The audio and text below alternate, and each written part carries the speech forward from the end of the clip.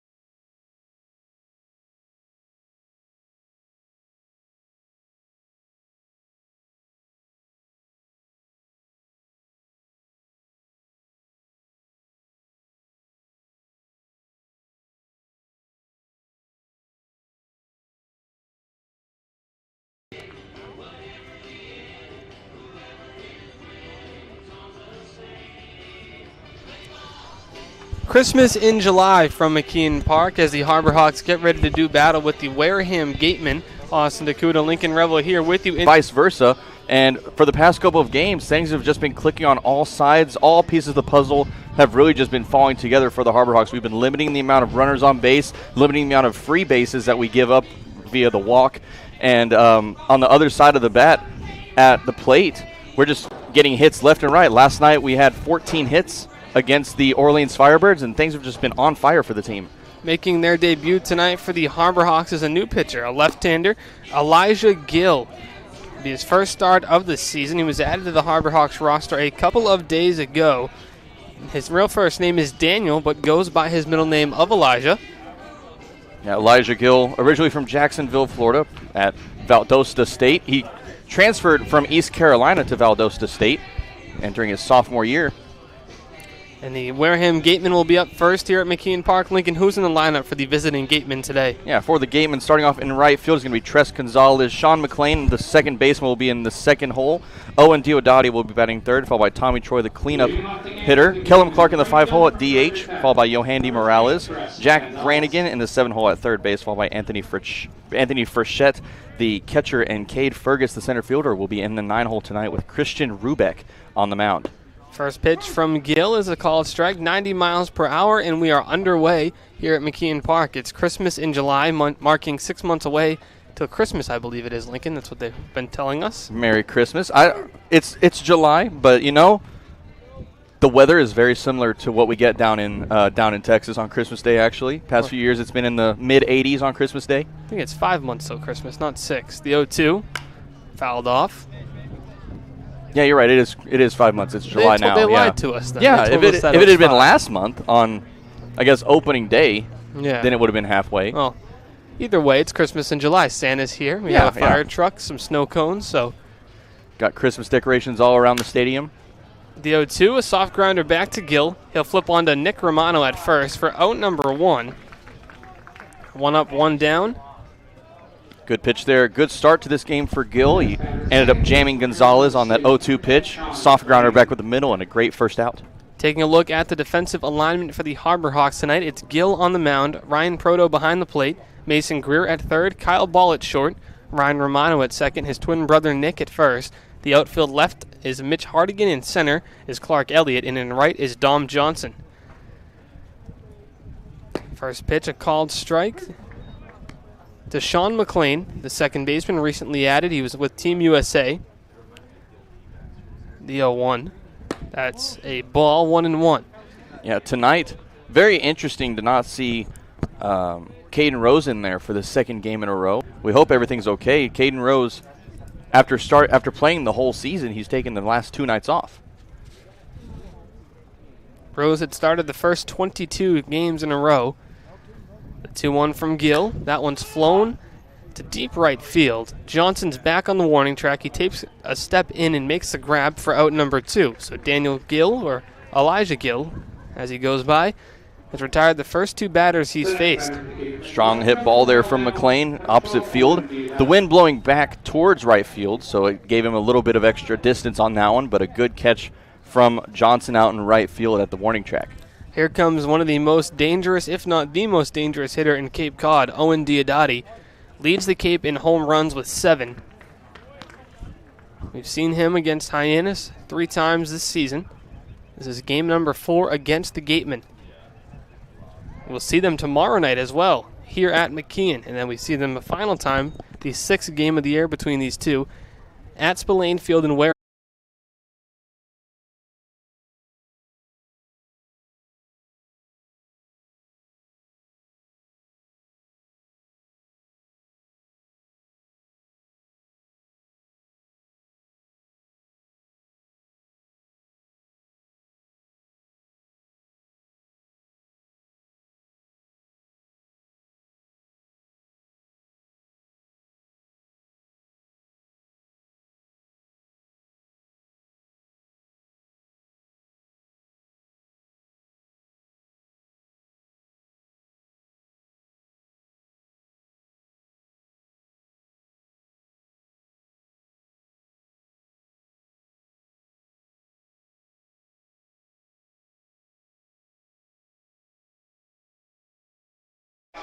The bottom of the first, just a moment away from McKeon Park. Austin DeCouta and Lincoln Revill here with you in the booth. But before the Harbor Hawks step to the plate, let's take a look at who is in the Hyannis lineup. It's Clark Elliott, the All-Star, leading it off tonight.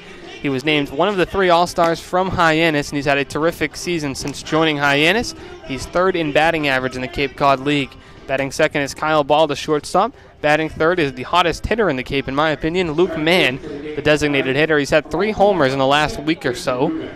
Batting fourth is Nick Romano, the recently added first baseman. Batting fifth, Mason Greer, the third baseman. Batting sixth, Ryan Proto, the catcher. Batting 7, Dom Johnson, the right fielder.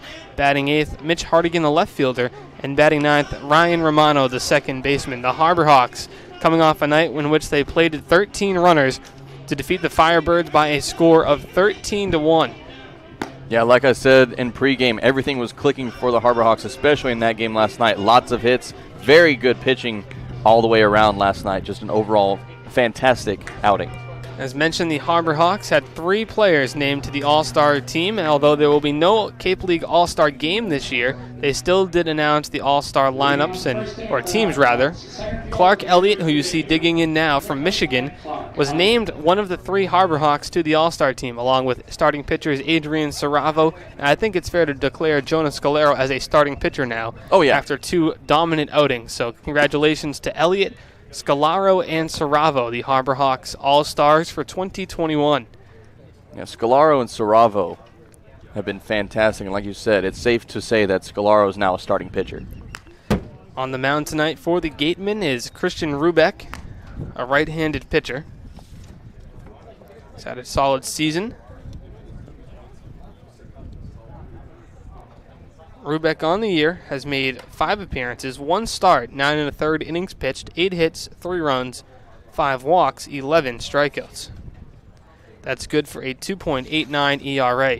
The 1-1 to the leadoff man, Elliott, a called strike on the inside part of the plate, 1-2 to the Michigan standout.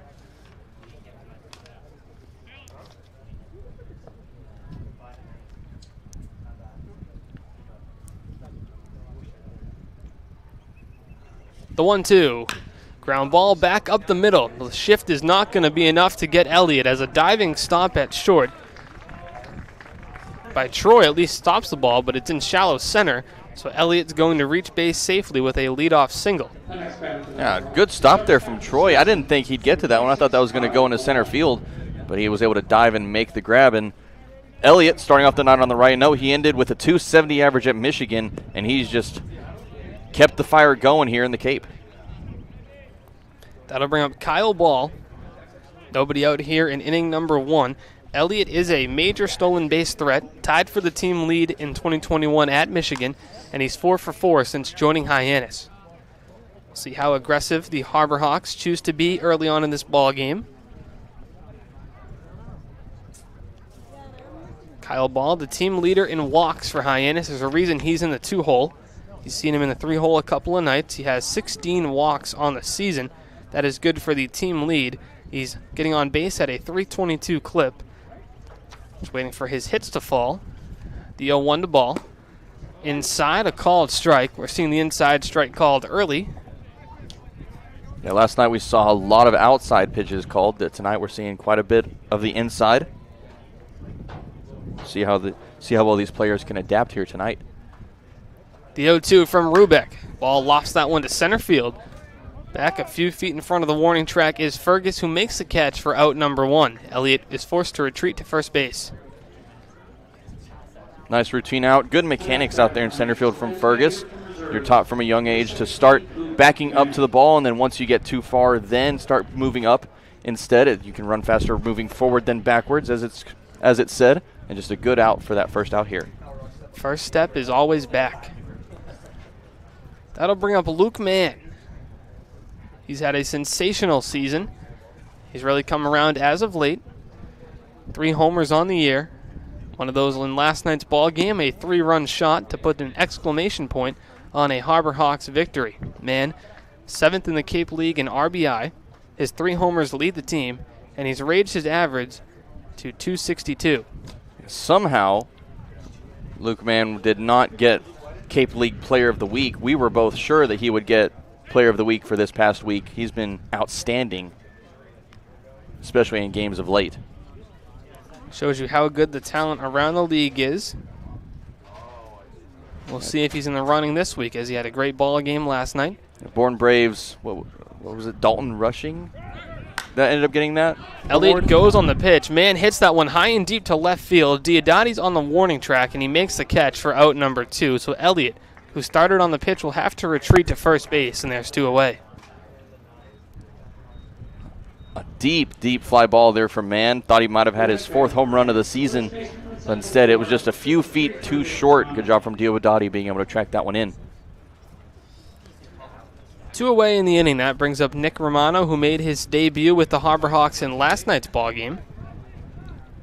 Romano went 1 for 4 with an RBI and a walk. A solid season debut. He was happy about that. As he drives that one in between first and second, it's a base hit. Elliott will hold at second base, and it's a 2-out single by Nick Romano. I'm very happy with what I've seen from Romano so far. He's been fantastic in his last 2 games, reaching base once again, bringing a very solid bat to this lineup in his first 2 starts. Here comes Mason Greer. Gets a start today at third base. Was out of the lineup last night. Greer came into the year as a switch hitter, or listed as a switch hitter, but didn't face many left-handed pitching in college, so most of his at-bats were from the left side, so he's just become a full-time left-handed hitter, even against left-handed pitching. He does get to face the righty Rubeck here. The count is 0-1 to the McLennan standout, who is now transferring to Missouri State. The 0-1 to Greer. Reaches out and taps it foul, 0-2. Greer in his last game ended 1 for 4, 3 groundouts. He had a single on his line as well.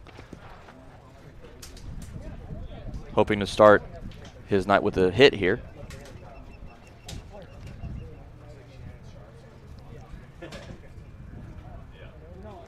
Rubeck comes set. The 0-2 awaits. A long pause. A longer pause. No time is called, and Rubeck fires home. Greer can't connect with the fastball, and he goes down swinging as Hyannis strands 2.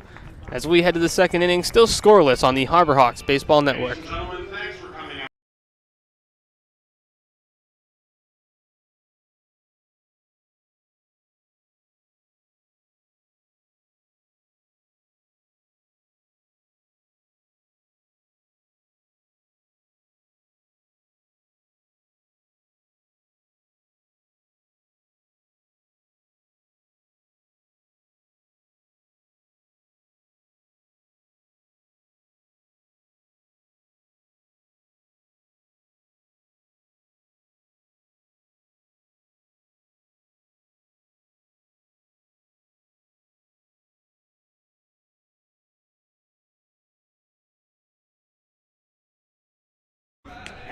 Back here for the second inning from McKeon Park. Before we get started, before today's game, our sideline reporter caught up with the Romano twins, who are once again starting. Let's send it down to that video with the Romanos. Here on the Harbor Hawks Baseball Network, I'm joined with twin brothers Nick and Ryan Romano. Guys, a good win for the team last night. How'd that one feel? Felt great. Hopefully we can get on a little roll here soon. Now, you guys have played together for a long time, and you played literally right beside each other last night. You were at first, you were at second. What's it mean to get to play together at this level? Got the opportunity from Calhoun, called me up here and gave me another chance to play with my brother. The last time we played together was in JUCO, so about 2 years ago. So how can I not take the opportunity to come play with my brother one last time? Now 13 runs for the team last night, both of you with an RBI. What's it take to get the bats going tonight? It just takes everyone locked in and focused, and hopefully we all do good again. Now I'm sure there's a little bit of a sibling rivalry. So tonight you both are in the lineup. Who plans to get on base more? I'll be me. By far, me, for sure. Also me. All right, well, thanks, guys. Good luck tonight. Here at McKeon Park, alongside the Romano brothers, Ryan and Nick, I'm Taylor Farmer, Harbor Hawks Baseball. Back here for the second inning, alongside Lincoln Revill, I'm Austin DeCouta, excited to be with you for the Harbor Hawks Gateman matchup as Tommy Troy stands in and drives that one to deep right center field. Johnson looks up and it's gone. Tommy Troy leads off the inning with a solo home run, which puts the Gateman ahead 1-0 here at McKeon. Well, you can't start an inning off in a better way, I'd say. Tommy Troy with an opposite field solo shot to give the Gateman an early 1-0 lead here. Elijah Gill had retired the first 3 batters that he had faced, but Troy drives that one to the opposite field after having 10 homers at Stanford in 2021. Shows his power here tonight. Troy now bumping his average above 300, batting .302 on the season now after that home run.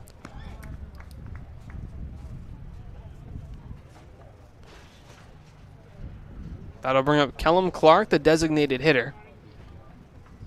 That one's fouled back off the pole. which holds up the net behind home plate. They count 0-2 to Clark. That is not the sound that I expected that pole to make. Seems to be a big PVC pipe. I thought it'd be metal. I guess not. Huh. The 0-2 to Clark. That one's hit hard between short and third. It will get through for a base hit. So the Gatemen follow up the solo home run with a single, which puts Clark on first.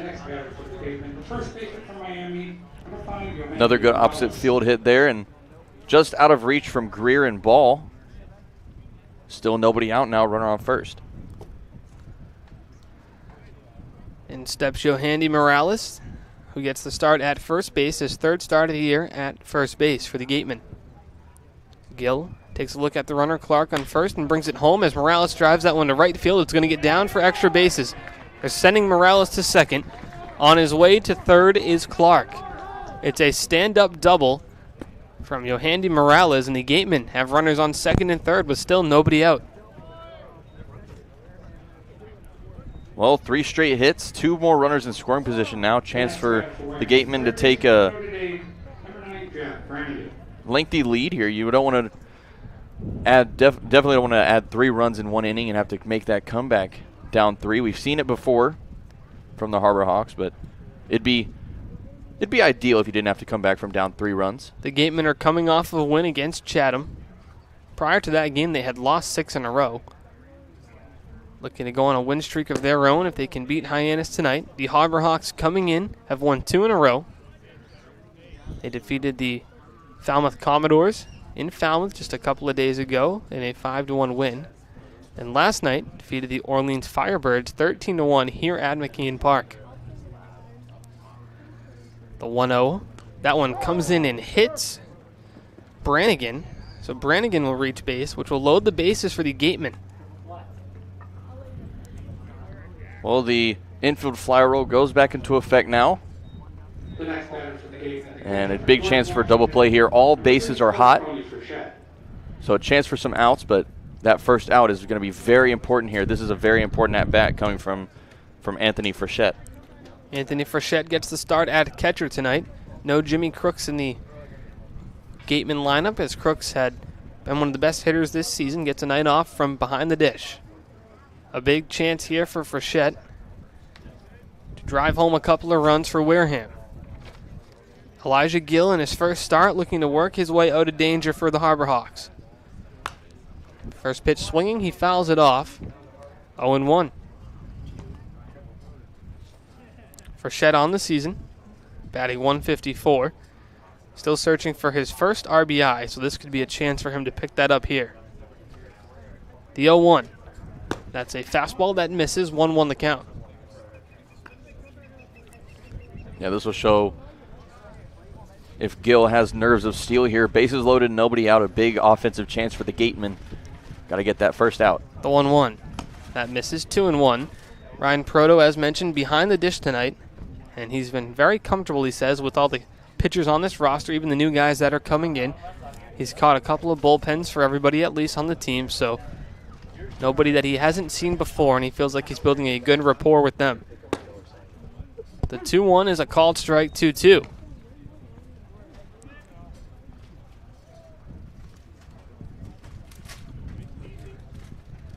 Gill with a big chance here to get an out.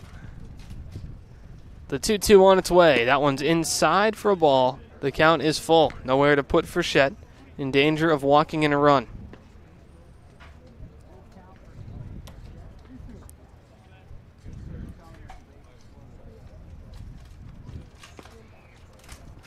Full count pitch fouled off towards the Harbor Hawk dugout. So the count will remain full as there is now action in the Hyannis bullpen.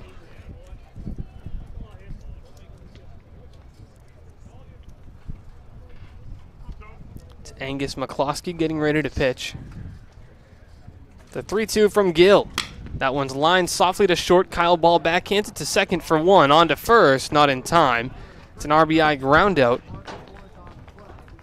on the fielder's choice. So Wareham adds another. It's 2-0. All right, not as many outs as we would have liked on that play. We were looking for 2 there. 1 out, still good. Another chance for double play with Frechette over at first. Still with a Only a 2-run lead, so nothing to be worried about right now. That'll bring up Cade Fergus, the 9-hitter and the center fielder today. First pitch to Fergus is swung on and popped foul out of play, 0-1. The Gatemen come into the ball game at 8-12-4. Hyannis has doubled their point total with 2 wins in a row. Their own point total coming into those couple of games, that is.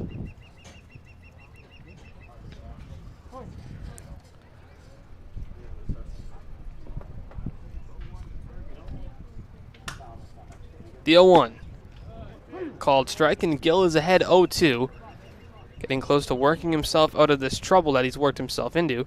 Fergus, also from George Washington, teammates with the man who's on first, Anthony Frechette. On the season, Fergus is batting .257 with a homer. The 0-2 in the dirt and blocked by Proto. Advancing to second is Frechette, so now runners on second and third, the double play no longer in effect. Yeah, can't go for the routine double play, I should call it, the formal double play, but you have a chance for a little bit of an unusual play if you can get a diving catch maybe, or something else interesting like we saw last night, that 6-4-3-2 or 6-4-2-3 double play that we had last night. The 1-2 in the dirt. Good pitch, could not get Fergus to chase. The count will move to 2-2. Gateman currently sitting at third place in the West Division at 8-12-4. Harbor Hawks currently in fifth with a 4-19 record. Gill comes set, the 2-2. Inside, nearly hits Fergus. The count moves to full once again, 3-2. McCloskey ramping up his warm-up tosses in the Harbor Hawk bullpen. Infield is now in on the grass.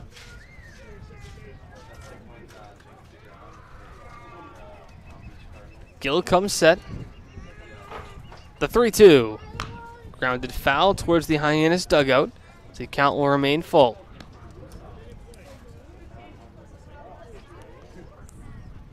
Top of the order looms as Tres Gonzalez is on deck.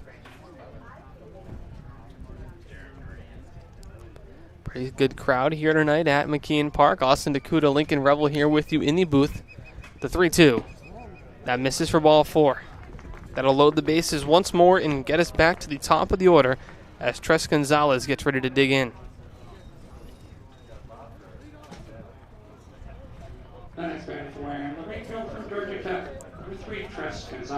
Now the good thing here is that the next 3 hitters, and Gonzalez, McLean, and Diodati, all 0 for 1 so far. So they've gone down once before. See if they can do it again here, starting off with Gonzalez. Gill winds up, and that one's outside. 1-0 the count. Morales on third, Frechette on second, Fergus on first. The Gatemen with the bases loaded and 1 away. They lead Hyannis 2-0. The windup, a called strike. He finds the outside corner. The count evens up at 1 ball, 1 strike.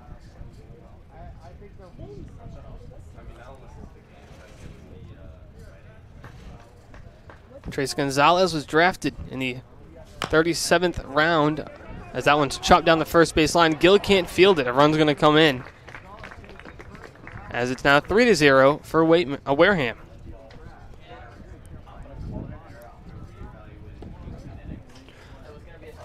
An unfortunate situation there as Gill ended up having to try to field that one as it was going away from him. Tried to get his glove on it, but it just ended up going around, as that's going to prompt a mound visit from Coach Korn. We'll see what Coach Korn has to say.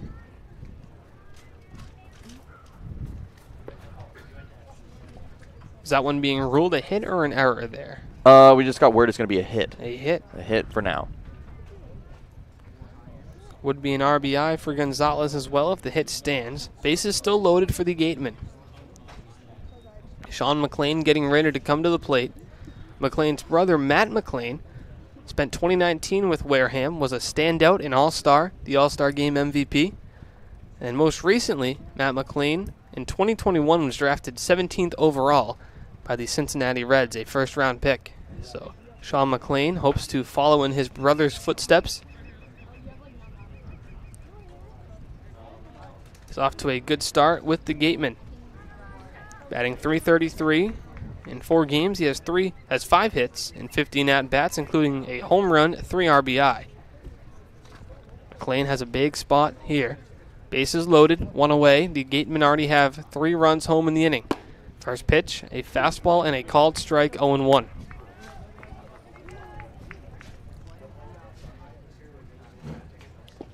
Elijah Gill making his first start of the year. Fires a nice breaking ball against McLean, chasing 0-2.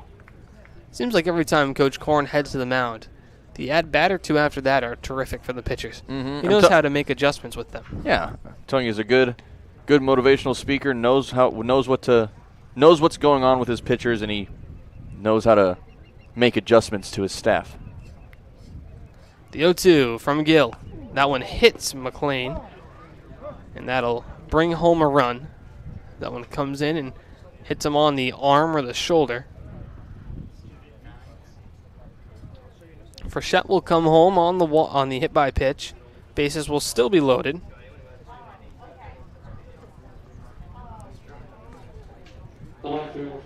Second batter that's been hit by a pitch in this inning from Gill. That'll bring up Owen Diodati. As mentioned earlier in the ballgame, he leads the Cape with 7 homers and is tied for first in RBI with 20. He has a big chance here to pull himself ahead of Brock Wilkin of Harwich, as the 2 each have 20 RBI. Diodati at the dish for the second time in the ballgame, and he chases a breaking ball, can't connect, 1-1. Diodati didn't go down swinging back in the first inning.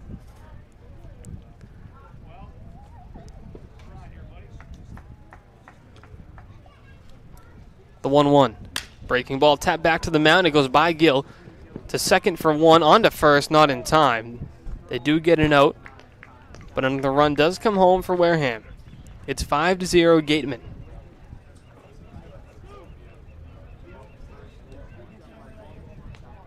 Now we saw something kind of similar to this the last time we saw the Gatemen. They put up 6 runs about midway through the game in that 12-1 loss the last time we were at Spillane Field. Diodati picks up RBI number 21. There's 2 away, which brings up Troy, who started the inning with a solo home run. That one's popped up. Romano going to give it a look. It's Nick, the first baseman, who makes the catch to end the inning. So the Gatemen send 10 batters to the plate and bring home 5 runs as they now lead it 5-0 on the Harbor Hawks Baseball Network.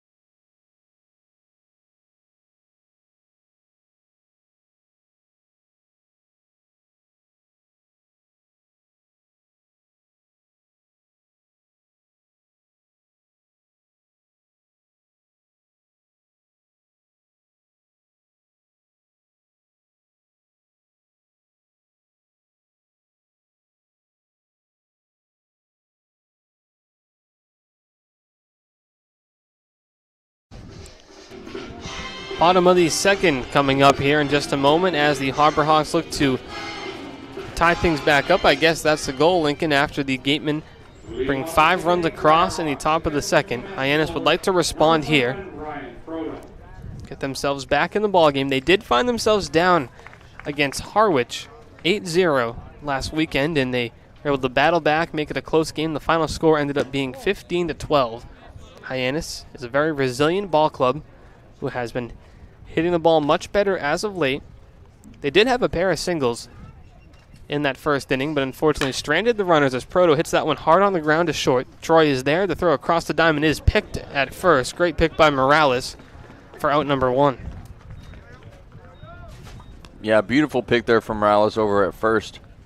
Thought for a second there that Proto would be able to reach to start off this bottom of the second, but that was Morales just taking that opportunity away from him with that beautiful pick. That'll bring up Dom Johnson in the lineup in right field tonight.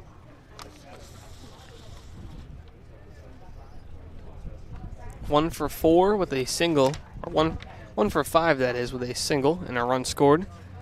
Last night against the Firebirds, he had a 2-run homer earlier in the week against the Commodores, as that first pitch nearly hit him. It's ball 1.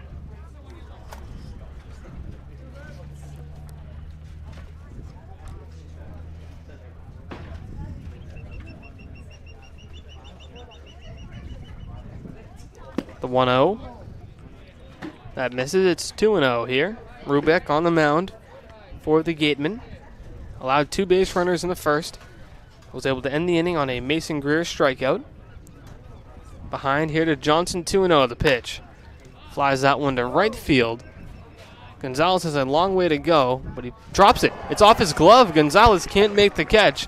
Johnson stands on second base now on an error by Gonzalez, the right fielder. Johnson ended his last time against the Gateman 1 for 4. Started off with an error tonight. He's in scoring position now. A good start with 1 away here for the Harbor Hawks. That'll bring up Mitch Hardigan from Florida Atlantic, looking to pick up his outfield partner, who's on second base. Johnson has good speed. You get a ball to the outfield, he's likely coming around to score. Last night, Hardigan was 3 for 4 with 3 singles and RBI, as well as a walk, so he reached base in 4 of the 5 times he came to the plate. Looking to continue on that strong outing in this ball game.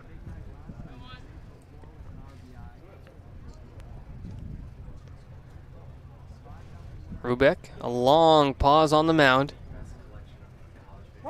And time is called. He's done that a couple of times here where he's taken a while after coming set.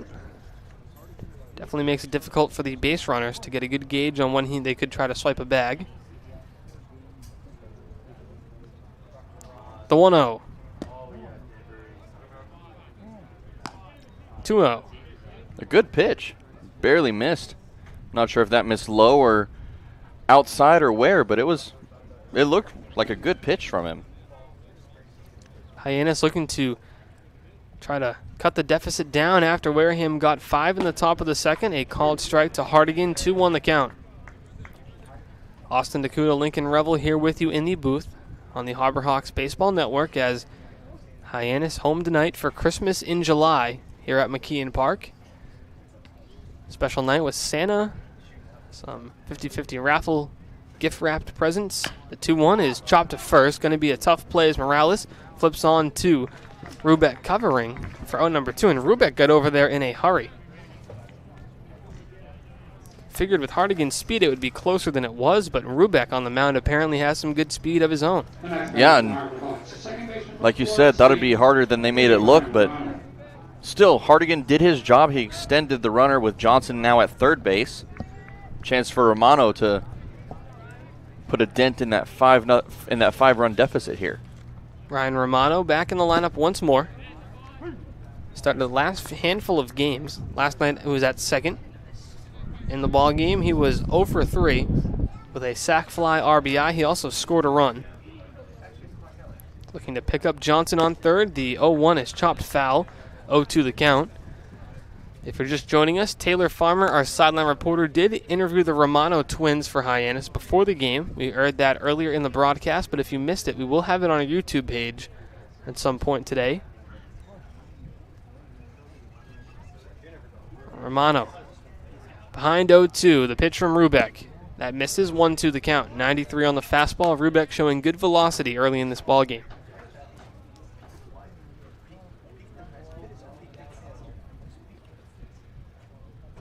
And I mentioned yesterday Ryan Romano, the older of the Romano twins, about 10 minutes older than Nick.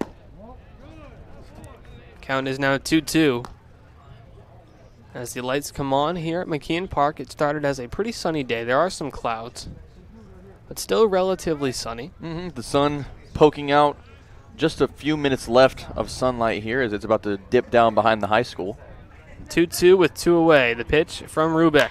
Romano hits that one on a line, but standing right there is Brannigan to make the catch and end the inning. He couldn't have hit that ball better. But unfortunately, Wareham was positioned perfectly. So we head to the 3rd inning on the Harbor Hawks Baseball Network. Wareham leads it by 5.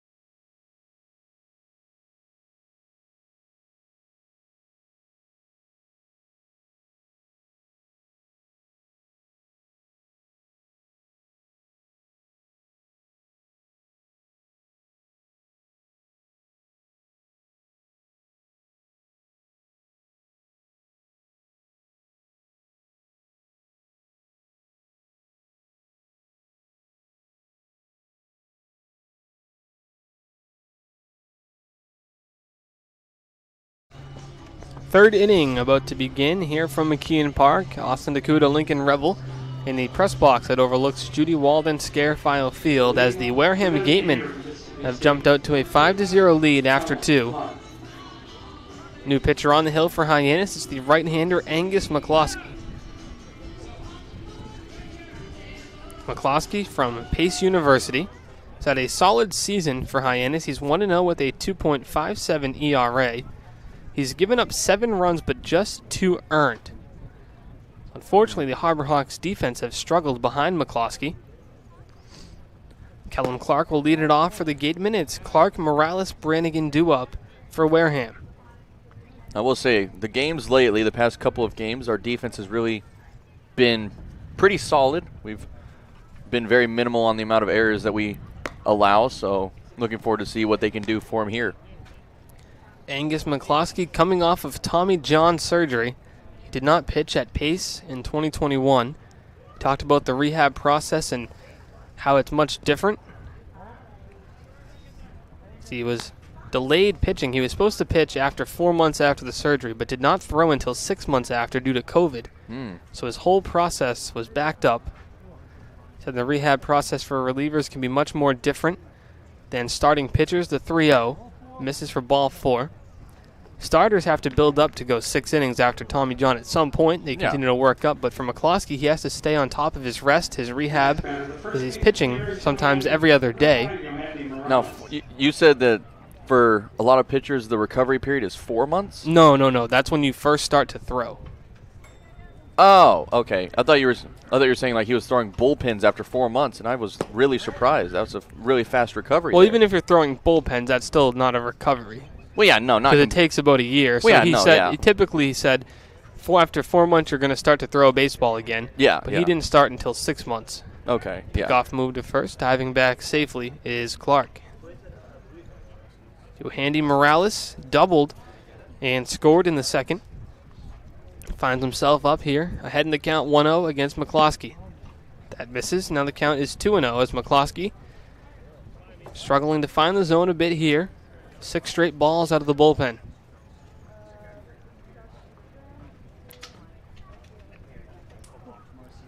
The 2-0.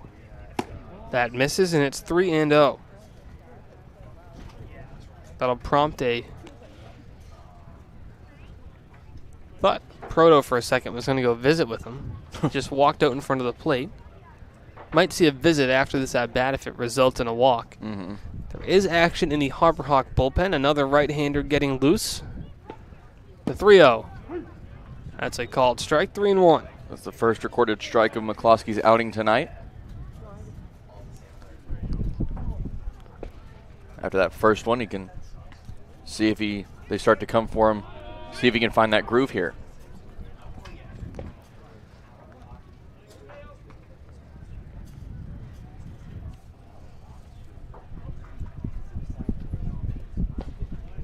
Austin Brush getting loose in the Harbor Hawk bullpen. The 3-1 is ball 4. Pair of walks from McCloskey to start things off here in the third.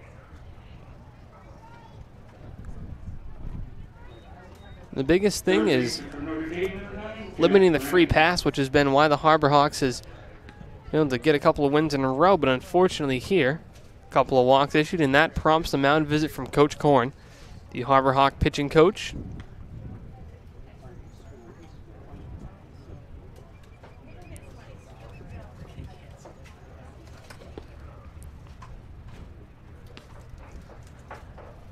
Lincoln, the Harbor Hawks have been resilient, but unfortunately they're down 5-0.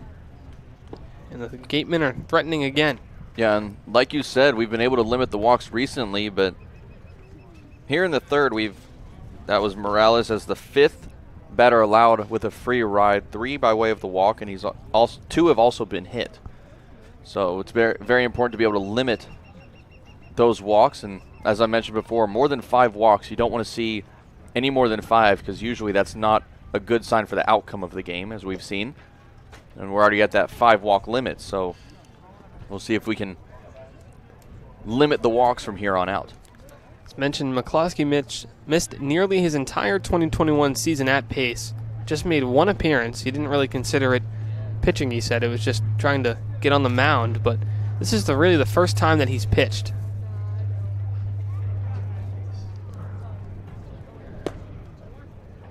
Jack Brannigan at the plate, the third baseman, made a nice play to end the bottom of the second. The count 0-1 to Brannigan, with Clark on second, Morales at first, as the Gatemen look to add on to a 5-0 lead early. McCloskey comes set, the 0-1.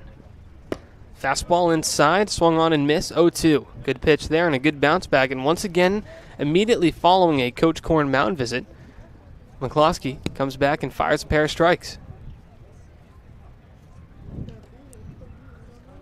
Quiet crowd here. I kind of want to hear what Coach Korn says to his pitchers. I want to be like on the mound and have him come just talk to me like I'm having a hard time on the mound and just see what he says, see if it's a actual like mood changer out there or just what it's like, Definitely would like to mic him up and see what his game plan's like. The count 1-2 as that breaking ball, he can throw it as slow as 68. The 1-2, runner goes to third and it's in the dirt. It gets away from Proto, so both runners will advance.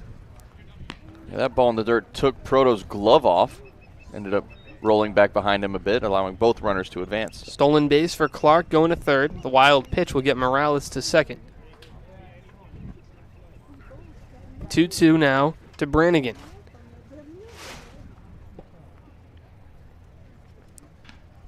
Infield will come in here. The Romano twins Nick at first, Ryan at second, Kyle Ball at short, Mason Greer at third. The 2-2. Shallow fly ball to right field. That one is going to drop as Romano had come in. 1 run will score.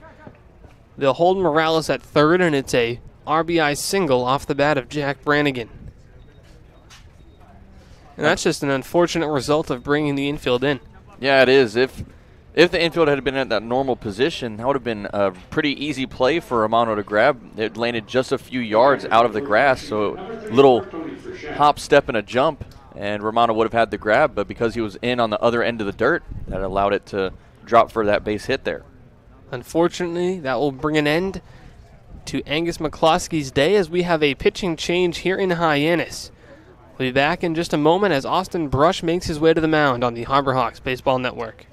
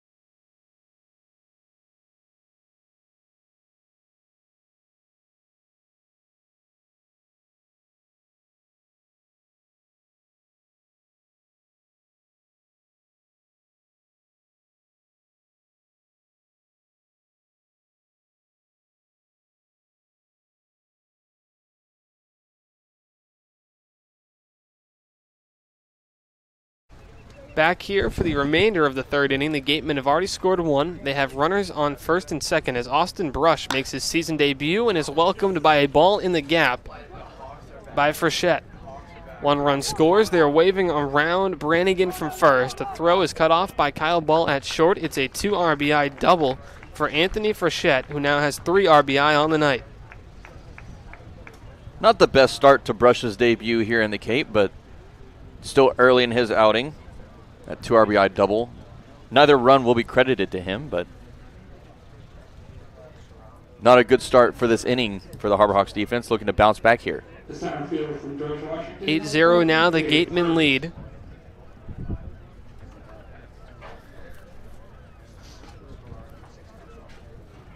That brings up Fergus, the 9-hitter. First pitch to him is a ball, 1-0.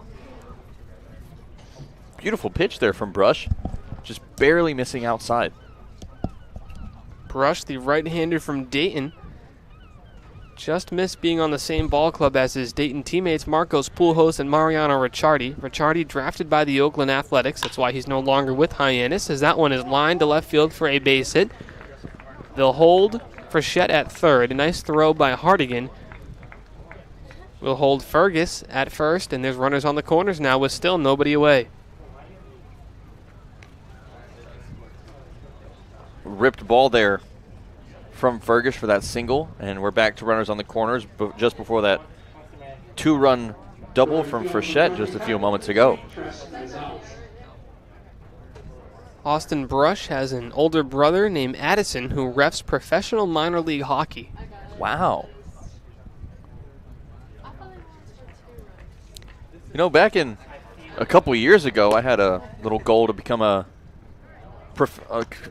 always wanted to be a major league umpire, you know? Mm-hmm. I just want to know what that's like, being in the minor league system of a sport as an official, you might say. That would be interesting. Hockey would be a fun one, as that one is flowing to left field. Hardigan circles around it, makes the grab for the first out. Tagging up is Frechette. He will score. A sac fly by Tres Gonzalez, and the Gateman add another. It's 9-0. Yeah, Fergus staying over at first there. Another run coming in. The Gatemen have almost matched their second inning total here with only one away so far, so a chance to get some more across. Sean McLean back up. He's 0 for 1. He was also hit by a pitch which brought a run home. Proto blocks that breaking ball. It's 1-0. Now Brush in his season at Dayton, 11 and a third innings pitched with 11 hits during that time, allowed 13 runs across, 11 of which were earned. Walked 7 and struck out 15.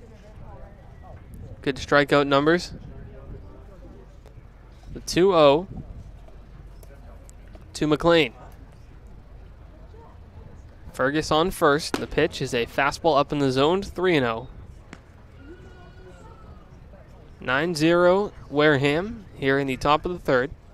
Austin, DeCouta, Lincoln, Revill here with you to bring you the remainder of this ball game. The 3-0 is surprisingly swung on and fouled off, 3-1. Yeah, an unexpected pitch to swing at. I guess if you're up early, might as well try to find one to rip. You have some room to give for those 3-0 counts.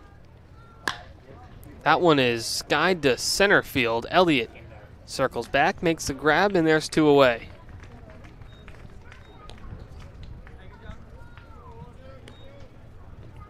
Good catch there from Elliott, and after the first 5 runners reach base, the next 2 in a row have gone down. So Diodati now coming up, see if he can be that third out here in the third. Diodati added an RBI on a ground out in the second, which gives him the lead now over Brock Wilkin for first place in the Cape League in RBI this season. That one's a ball, 1-0. He is 0 for 2 tonight, and as mentioned, he leads the Cape in home runs with 7. A teammate of Caden Rose's at Alabama. Rose, the everyday player for the Harbor Hawks, who's gotten 2 days off in a row, surprisingly. We've seen him at second, short, center field, right field. He's not an infielder, he's not an outfielder, he's a baseball player. And I think that's one of the players that these scouts that were here at the beginning of the season love to really see, is just a baseball player, like you said. He can play any position. He's not confined to one set of positions, whether it's infield or outfield. He can play wherever you need him to be. A very versatile athlete. He's looking to put together a good 2022 season. He's just 19 years old now. Will be 20 in the fall, as that one's a ball to Diodati, who draws a walk. That puts runners on first and second now with 2 away. As it will bring up Tommy Troy, the 9th batter, to reach the plate in this inning. Now, Lincoln, I saw this debate on social media in the MLB. All right. Batting around the order, does that mean this would be batting around with the 9th guy coming up, or does the 10th guy have to come up to the plate to be batting around? What's your opinion on that? I've seen different answers. I would say the 10th guy has to come to the plate to have it be batting around the order. That's what most MLB players say. If the 9th guy goes down for the third out, that would be batting through the order, but the 10th guy has to come up to the plate for it to be batting around it. Now, that's what I would say. 25% of people surprisingly said opposite. I don't see that, no. I don't. 75% said... I could see why you'd say that, but I don't agree with that. Well, they asked about 25 MLB players, and they all said the same thing. They all said the 10th guy has to come to the dish. So the 9th hitter in the inning is Troy, who had a solo homer in the second. The 2-0, called strike. He finds the zone with a fastball at the knees, 2-1. Just about 1 hour into this ball game. I'll be honest, I didn't think that batting around the order thing, I didn't think that could really be a debate. I didn't think people thought differently. I didn't think so either, but it's one of those things where apparently there are people who think it's just 9 guys. Yeah. Which I can see that. I mean, it's the entire order has come up to the plate, but you didn't bat around because the next guy didn't come up. Yeah, you've batted through it. Yeah. The 3-1 from Brush is popped up. Kyle Ball is into shallow center field where he makes the catch to end the inning. The Gatemen do tack on 4 more. The Harbor Hawks coming up to bat for the bottom of the 3rd in just a moment on the Harbor Hawks Baseball Network.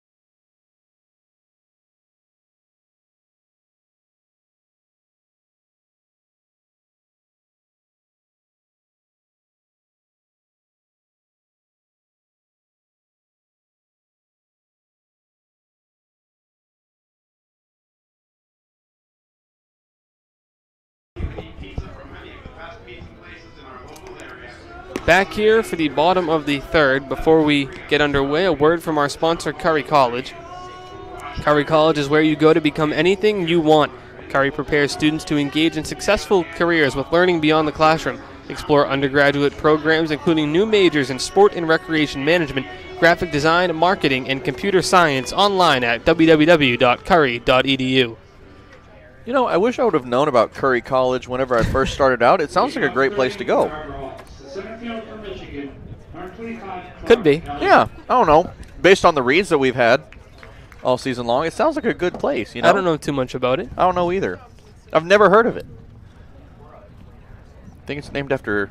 No, it's not. What were you going to say? Is that Steph? Yeah, named after Steph, but I was like, no, it's older than that. I think it's more recent than Steph Curry. You think? I would hope. Yeah. I know it is, for a fact. I know it's older than Steph Curry. Yeah, I thought that too. I started to say that. I was like, no, it's older. At least before he became a star. Yeah. It's not like a 2016 college or something like that. Clark Elliott back at the plate to lead us off here in the bottom of the 3rd inning. Austin DeCouta alongside Lincoln Revill. As Christian Rubeck is back on the hill for the Gatemen. He's fired at 2 scoreless innings. The 1-1 to Elliott. Inside, a called strike. He checked his swing, but they'll say it finds the zone. The inside strike being called often in this ballgame. Marc Delaney behind home as the umpire tonight. We saw Sparky Burns last night, a Cape League legend. He had a nice wide strike zone going. I think he's a unanimous favorite up here in the press box. We all love Sparky. He makes our jobs much easier because he tells you every time there's a pitching change, lets you know what's going on, the amount of visits, and if there's a new batter, he lets you know. Yeah, so I mean, you know that he's in charge when he steps onto the mound, when he steps onto the field. The 2-2 to Clark Elliott. Cut on and miss as an off-speed pitch gets him out in front, and there's 1 away. Christian Rubeck has been very good up to this point. He's only allowed 2 hits, allowed 3 base runners total on base, one of which was an error. But other than that, he's been shut down so far tonight. That'll bring up Kyle Ball, the Stetson shortstop. Ball flew up to center field back in the 1st. First pitch, called strike, 0-1. Ball is from New Hampshire, but plays at Stetson. The 0-1 is chopped foul down the first base line. Ball is behind 0-2. One of the most notable alumni from that college is Jacob deGrom, the Cy Young award-winning pitcher who was converted from a shortstop to a pitcher at Stetson.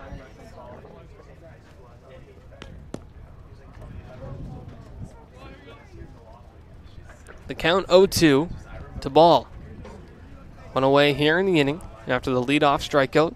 Rubeck looking to make it 2 in a row. He fires a fastball. It's hit hard on the ground to third. A backhand by Brannigan. Throw across the diamond. And what a play by Jack Brannigan. And he makes it look routine. There's 2 away. Yeah, Brannigan had a perfect line-out grab to end the second. He had another flashy play over there at third base here in the third. He's putting together quite the reel for himself tonight. And that play a lot harder to make than it looks. That nice smooth backhand making it look super easy, and then a nice strong throw over to the other side of the corner, or the other side of the diamond, I should say, the other corner. Luke Mann digging in now with 2 away. He chases a breaking ball, 0-1. Mann flew out to left field back in inning number 1.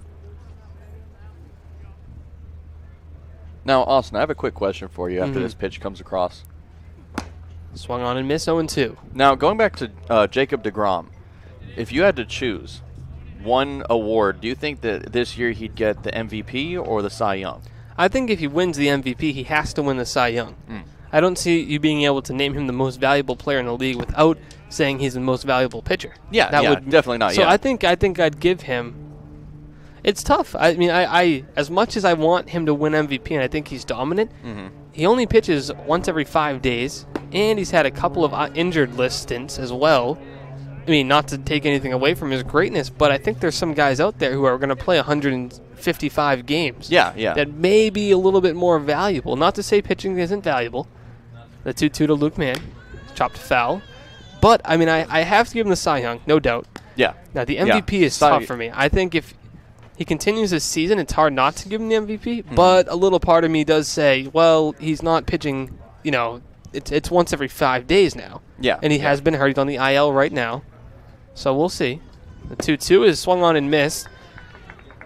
Rubeck retires the side in order as Wareham leads it 9-0 as we head to the 4th.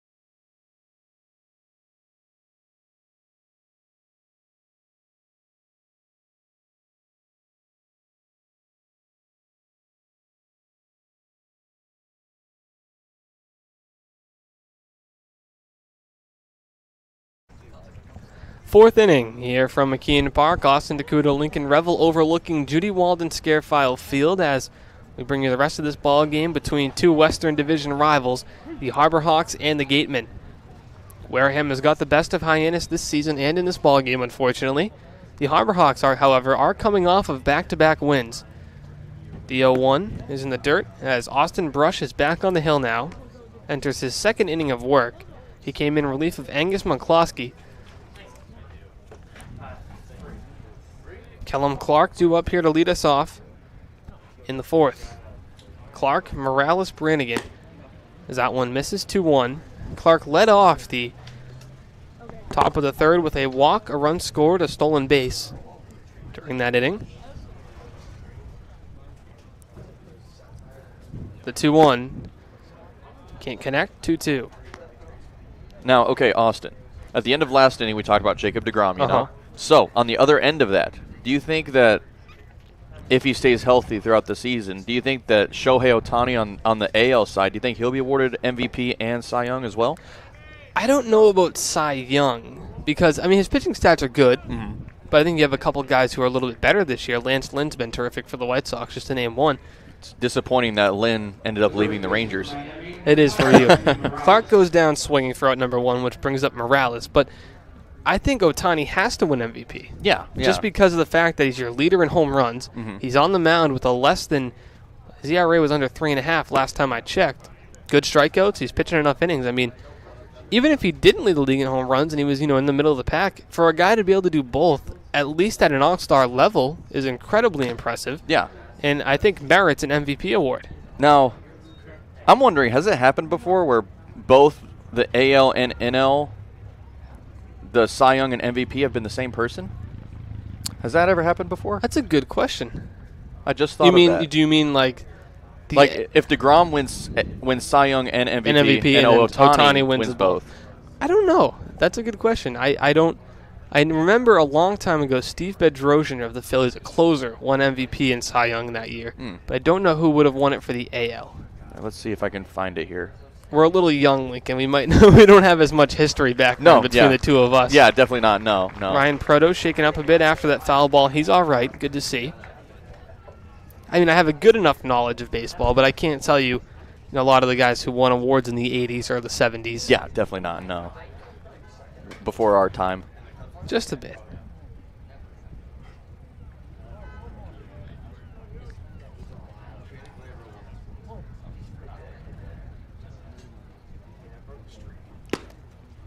Called strike 2 as Morales is behind the count. It seems like Austin Brush has settled in a bit, now into his second inning of work.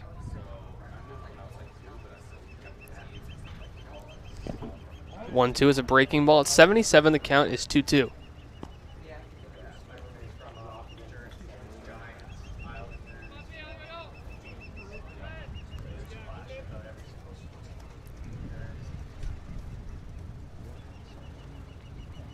Cut on and missed. Brush gets a fastball by Morales, and he's got back-to-back punch-outs to start the fourth. Great 2 outs here for Brush to start this fourth inning. As you said, back-to-back strikeouts.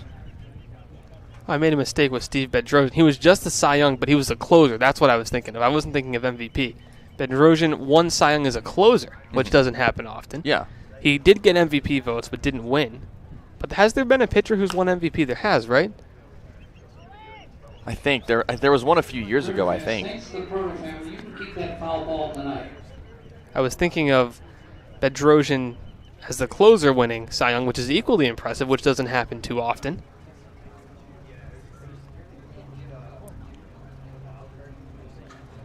I think Verlander won it in 2011. He won MVP. I was thinking if there was anybody, it'd be Verlander. Well, he's had a dominant stretch. Kershaw, but I don't think Kershaw's won it. I'm not too sure. Now, I know he's won. Kershaw, I know, has won Cy Young. I can't remember off the top of my head if he's been MVP before. The 0-2 is a ball 1-2 to Jack Brannigan, who comes into this at-bat at 1-for-1 with a RBI. Also was hit by a pitch, so he's reached base safely in both of his at-bats, or plate appearances, rather. The 1-2 is popped up into shallow right field. Dom Johnson comes on, reaches his glove up, and makes the catch to end the inning. So Austin Brush with a 1-2-3 fourth. As we head to the bottom of the fourth, Hyannis looking to cut into the lead on the Harbor Hawks Baseball Network.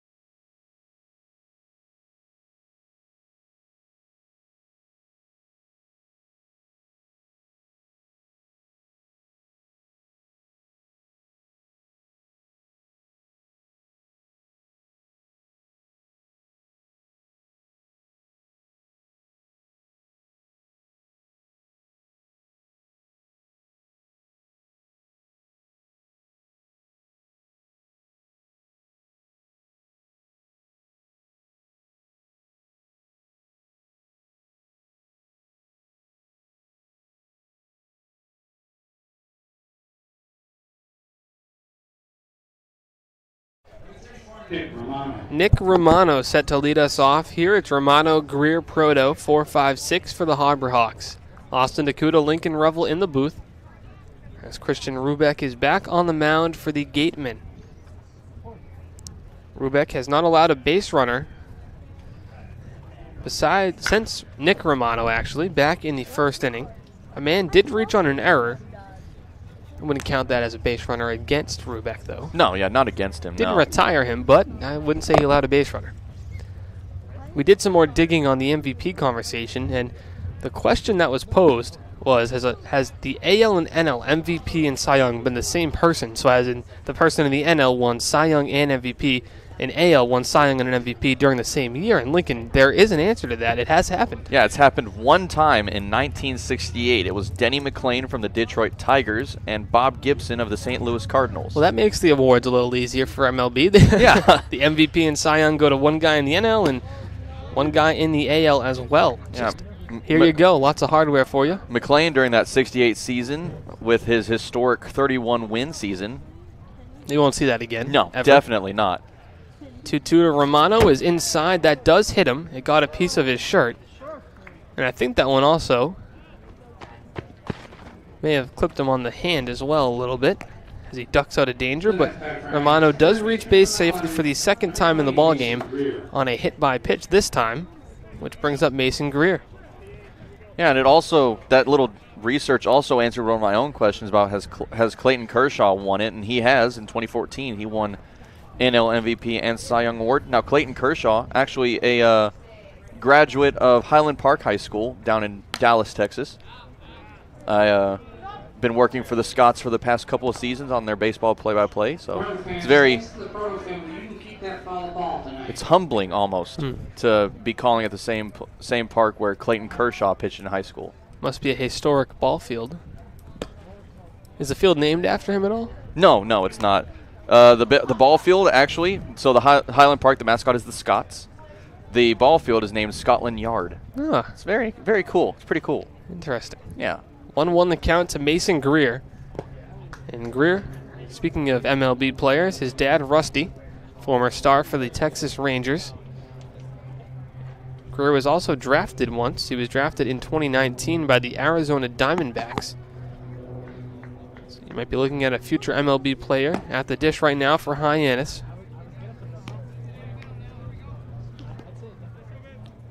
No, I did understand that Clayton Kershaw back at Highland Park was a dual sport athlete.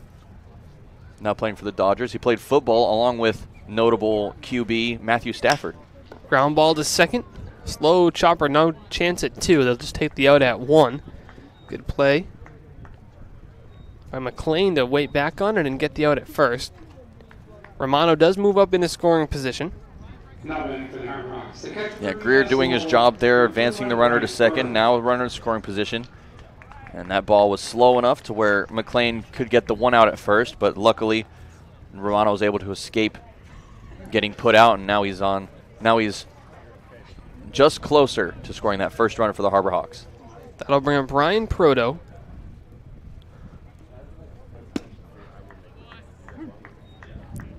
Call that a strike or a ball? He did call it a strike. A late call. 0-1. 92 miles an hour on the fastball. Caleb Pendleton was behind the plate last night for Hyannis. Another solid game from the Florida Atlantic catcher Romano, or Pendleton rather, as Proto follows it up with a hit to right field. Romano will come around to score from second. We'll see if that's ruled an error. It may be, as it went under the glove of McLain, but Hyannis is on the board as Romano crosses home. I don't know that would be, I don't know. It's an interesting call whether to call that a hit or an error, as they did go under the glove of McLain, but he was on the run whenever he tried to make that grab. He was like leaning over a little bit, so. It'll be called a hit with an RBI credited to Ryan Proto.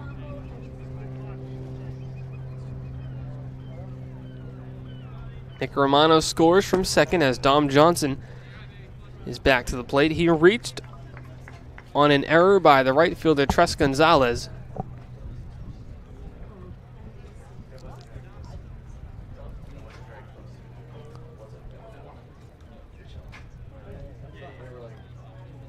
The 1-0 to Johnson. Called strike, 1-1.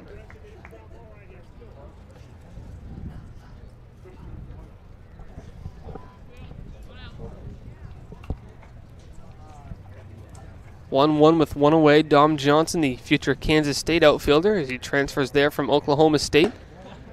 Digs in and watches a fastball by him, 2-1.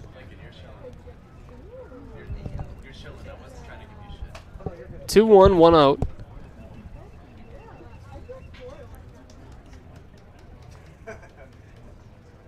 Ryan Proto gets his lead from first. Rubeck looking to work himself out here of a little bit of trouble in the bottom of the fourth as it's 3-1 to Dom Johnson. The Harbor Hawks are definitely a resilient team as they were down 8-0 against Harwich on Friday. They battled back, got within a couple of runs, and finished that ball game with the tying run at the plate, but unfortunately couldn't get it across and lost 15-12. Johnson chops that one foul. Full count. Yeah, that 15-12 loss turned out to be a very, very interesting game. Probably the most action-packed game that we've had all season long. Harbor Hawks reached within one run, but just could never gain the lead.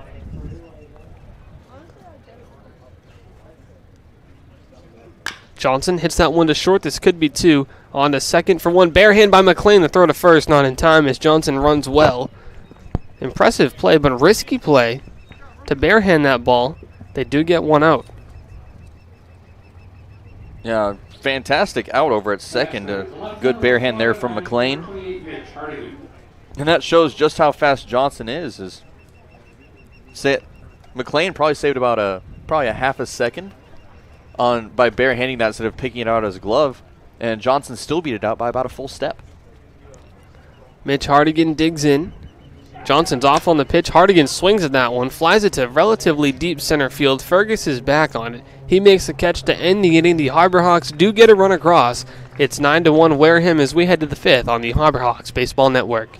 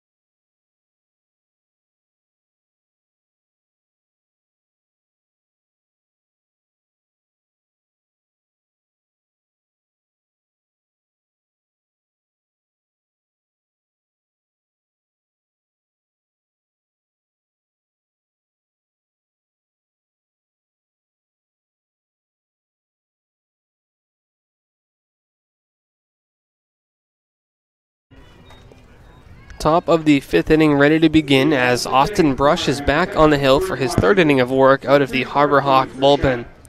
Austin, DeCouta, Lincoln, Revill here with you in the booth as Anthony Frechette digs in. He's 1 for 2 on the night. With a double, he has 3 RBI. Called strike, 0-1. Frechette's also reached home twice. He reached on a fielder's choice in the second. His part of the his one put out of the night. Official put out, I should say. Called strike, 0-2. Well, I don't know. Fielder's choice, that's like a put out without getting put out. Yeah. Corrected myself there a bit. The 0-2 from Brush. Breaking ball. He reaches out and flies it to medium deep right field. Dom Johnson's under it. He makes a grab, and there's one out. Now 5 straight retired from Brush, doing a great job on the mound as of late. He's really settled into the mound here in his debut. Cade Fergus will come up to the plate for the third time. He's 1 for 1 with a single, a walk, and a run scored, so he's reached base safely in both of his plate appearances. First pitch from Brush to Fergus is a called strike. It's a long delay on the strike call. Yeah, and he's not very vocal about it. He's not like Sparky Burns where you hear it for a couple of seconds. This umpire is sort of quiet about it, and then he brings that fist in front of him to call the strike. So you can't see it from back here unless you're at that angle. The 1-1. Breaking ball, called strike 2, and the count is 1-2. That strike call was a lot faster than the last one. He went up right out of the pitch. Good form there. Good change of pace. Thank you. I'm experienced. Brush has retired 5 in a row, and he makes it 6. A swing and a miss. Nice breaking ball. And there's 2 away here in the top of the 5th. Beautiful breaking ball there from Brush. He's doing a great job on the mound. 3 retired in the past 5 putouts. That'll bring up Tres Gonzalez, the right fielder. 1 for 2, 2 RBI.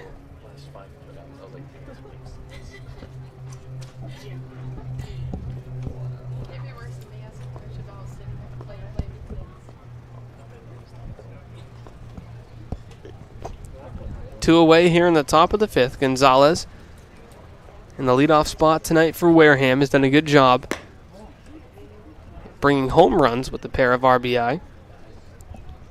Count 1-0. Austin Brush, as previously mentioned, from Dayton, making his season debut. The 1-0 as that one is lined to right center field. Johnson moving over it, makes a sliding grab to end the inning. Good play by Dom Johnson. Brush has been effective. And that ends the 5th in order. As we head to the bottom of the 5th, Hyannis looking to cut into the deficit a bit here on the Harbor Hawks Baseball Network.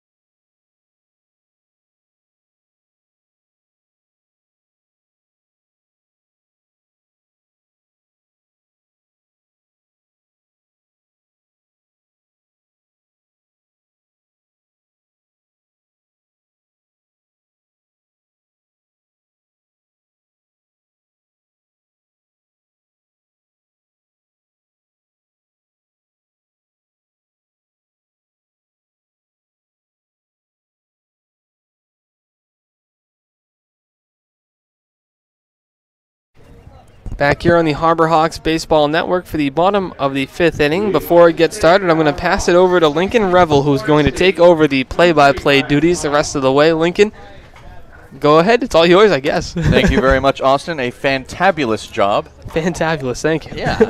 Had to come up with a new word for it. I've heard it once or twice before.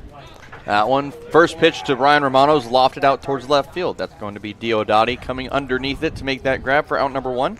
1 pitch and 1 out here for new pitcher Carter Rustad. Well, if you're the Harbor Hawks, you're going to be more aggressive, I think, in the back half of this ball game. We saw it there with Romano swinging at the first pitch, and not necessarily a bad thing. You're chasing, a few runs here. Try and work your way back, get some base runners on. You don't want to swing at pitches out of the zone, but why not jump on something early in the count? Of course, yeah. Down 8 runs, you're looking for hits anywhere you can get them. You want to be as aggressive at the plate as you can. Of course, you don't want to be overly aggressive and just swing at anything that comes your way. But if it finds the zone, definitely swing that bat. 0-1 the count to Elliott.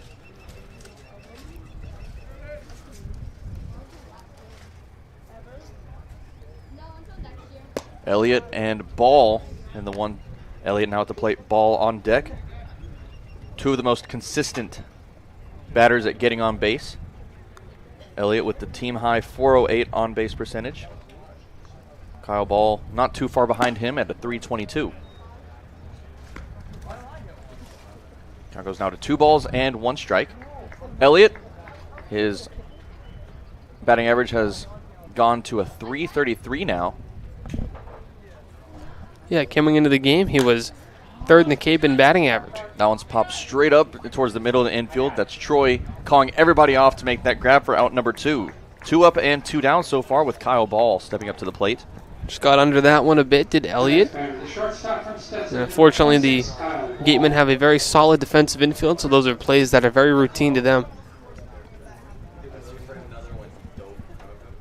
Kyle Ball now at the plate, 0 for 2 on his line with a flyout and a ground out so far. Fly out to center field and then a ground out over to Brannigan at third. Brannigan has had a couple of great plays over at the hot corner tonight. As Rustad comes home. That one finds the zone. Another late call there from home plate umpire Marc Delaney. That brings it out to 0-1. And from the game last night as that one comes across for strike 2, I think we're seeing sort of both ends of the umpire spectrum. We've seen the loudest last night, and I think this is one of the quietest that we've had all season tonight. That one hit back up the middle, almost a backhanded grab from Rustad, but that's through for a base hit, a 2-out single for Kyle Ball. Ball now moves to 1 for 3 on the night. Good piece of hitting by Kyle Ball, just taking that one back up the middle. Timed it well, and now you have a base runner here for Luke Mann, and that's always a good thing because we've seen what he can do when there's runners on base. Luke Mann has had a hot shot here in the past few games. His bat is on fire. Looking to continue that here. He's 0 for 2 on his line. Fly out and a strikeout so far. That flyout was pretty deep to left. Swings at that first pitch. Can't find it. A breaking ball brings it out to 0-1. That pitch at 71 miles an hour from Rustad.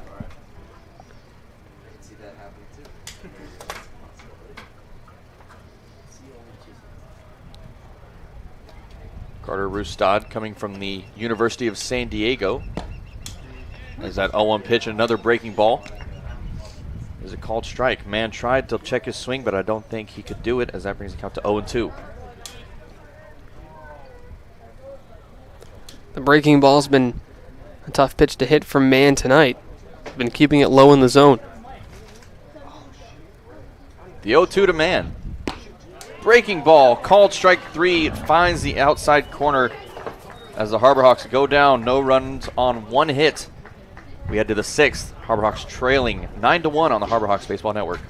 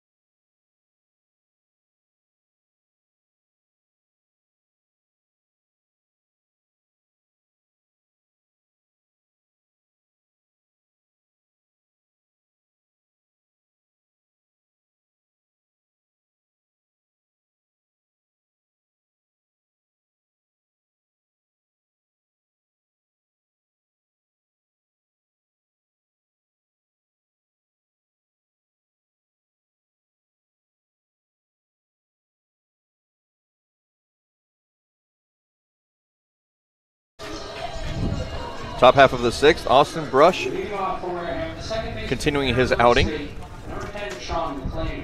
He's retired 7 straight, looking to continue that streak with Sean McLean first up in the box. McLean's reached base once after being hit by a pitch. Other than that, has had 2 flyouts to center field where Elliott was waiting for him. Shows bunt at that first pitch, able to pull it back in time as the count moves to 1-0.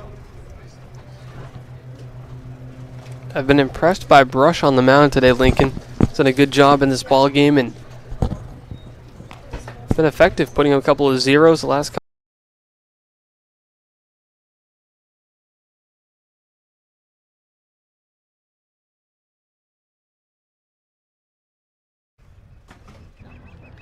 Terribly sorry about that. Technical difficulties here as you just missed a single from Owen Diodati, his first hit of the night, as he now moves to 1 for 3. That's going to bring Tommy Troy up to the plate. Now, while we were out, Sean McLean went down with a fly out to center field for the 3rd time tonight. All three times he's made contact have been to center field. He's very timed up to the Harbor Hawks pitching tonight. And then Diodati on a 1-0 count ended up with a single over into right field, picked up from Johnson, so he sits at first base now. As Tommy Troy currently stands with a 1-0 count. Ball misses low for a 2-0 count now.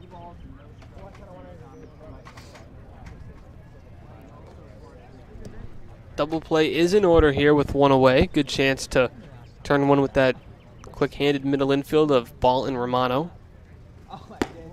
We saw one last night, as you mentioned earlier in the ball game, Lincoln. It was a 6-4-2-3 double play. The unusual, I don't know if that's happened very often. It was a Kyle Ball to Ryan Romano at second. The throw sailed over Nick Romano's head at first, but Pendleton was there to back it up, and they got the runner who was diving back to first base.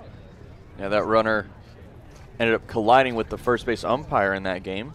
And he was left for dead. An unfortunate turn as he took a big turn over towards second. 3-1, swing and a miss there from Troy. That's a good pitch. I think he regretted that swing about midway through. He didn't completely follow through. Kind of stopped a little prematurely. Fastball with some tail on it. Tied him up a bit inside. 3-2, maybe you go back to that on the hands one more time, or you try to hit the outside corner. Payoff. A check swing up towards second. That's going to be picked up by Ryan Romano. Throw to his brother is in time for out number 2. Meanwhile, Diodati extending over to second with 2 away. And Troy with 2 unsure swings to finish that at bat off. He didn't swing all the way through for strike 2, and then on that payoff pitch, the unfortunate check swing hit, I guess you could say. Put the ball into play on a sort of a half swing there. So now 2 away, runner on second. Kellen Clark is going to step up to the plate. He's reached home twice. Has 1 hit to his name tonight. He's 1 for 2. First pitch from Brush. Misses for ball 1.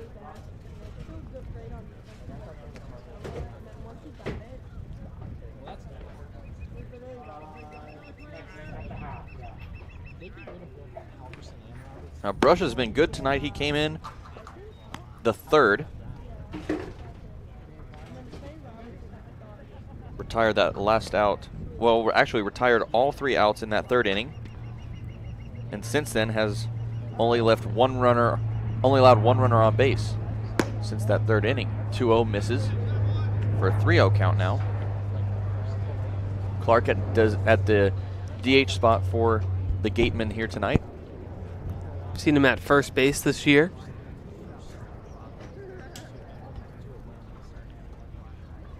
Three 3-0 the count. Brush with the glove near his chest. He kicks and comes home. That's fouled off. Ooh.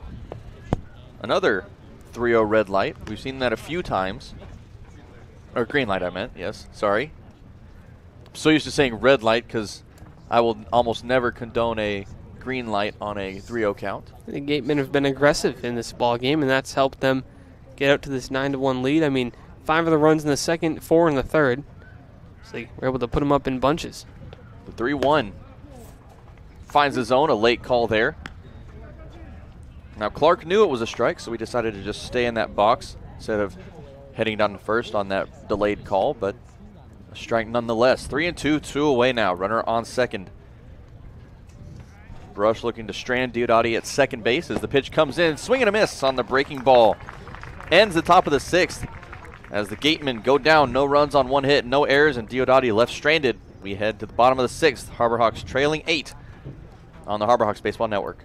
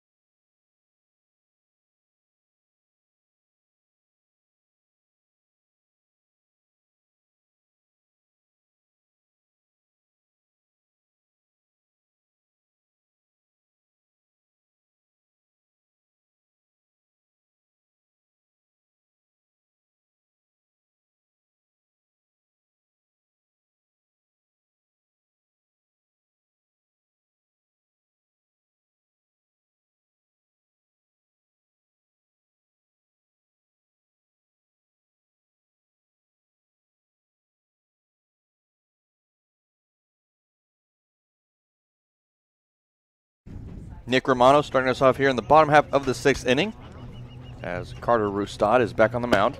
First swing to Romano is a big swing and a miss, which brings it on to 0-1. Rustad, as I mentioned, from the University of San Diego, originally from Kansas City, Missouri. That one ripped down the third baseline, through for a fair ball. That's going to be Romano rounding first. He's on his way to second base. That's going to be Diodati coming up with it. An opening double for Nick Romano here in the bottom of the 6th. Well, he's having himself a game tonight. Now 2 for 2, and he's reached base safely all 3 times. Nick Romano, a welcomed addition to this Harbor Hawk team, and he's been inserted right into the cleanup spot, and he's provided in that spot. Romano ended with a base hit in last night's game. Ended 1 for 4 on his line. Already 2 for 2 tonight. He's reached home once, and he's in scoring position to start off this inning with Mason Greer at the plate. Rustad with a breath before coming home. First pitch to Greer, swung on and missed. His bat falling just below the ball.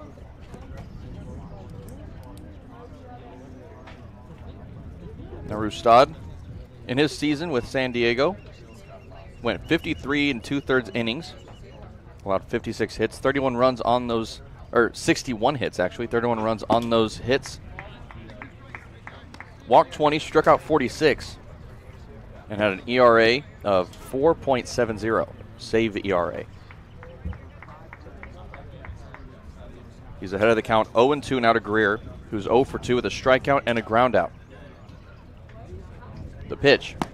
High fastball gets him swinging as Greer goes down once again. Second strikeout on the night as Ryan Proto now steps to the plate. Tough pitch to hit there, but we've seen Greer hit a lot of fastballs. Unfortunately, that one couldn't make contact there. If you're Proto, you're looking to pick up your second RBI of the night here with Romano standing on second. It was Proto who drove him in earlier. Yeah, and Greer, of course, who's back in the dugout, failed to hit the infamous, you might say, the infamous high fastball. We've seen so many batters go down on that high fastball this season. A very intriguing pitch to a lot of batters. It's Proto, who's 1 for 2, now sits with a 1-0 count. Runner on second now. Romano with a healthy lead over at second base. Here's the 1-0. Ripped over towards second. That's McKeon coming up with it. He's going to toss it over to first, and that's in time for out number 2. Meanwhile, Romano extends over to third, 90 feet away from scoring another run for the Harbor Hawks with Dom Johnson coming into the plate. It's always good to move the runner, even if it makes it now 2 outs, but now that puts into play a pass ball, wild pitch, an error on a ground ball, you can get that run in. Just continue to chip away if you can if you're Hyannis. Can't do it all in one swing. The Harbor Hawks were able to chip away at that 8-0 deficit that we had against the Mariners a couple of days ago. Unfortunately, we were unable to come back from that game. That was the first pitch to Johnson, misses low for 1-0. Johnson has reached base in both at bats tonight, one by way of an error, and he reached on a fielder's choice in the fourth. The error coming from a dropped ball by Tres Gonzalez out in right field. As the 1-0 comes in, fastball at 90 miles an hour finds the zone for strike one.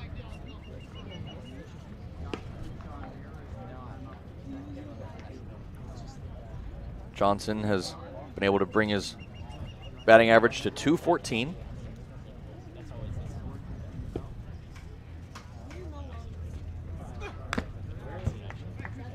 So he swings at that one, fouls it off for a 1-2 count now.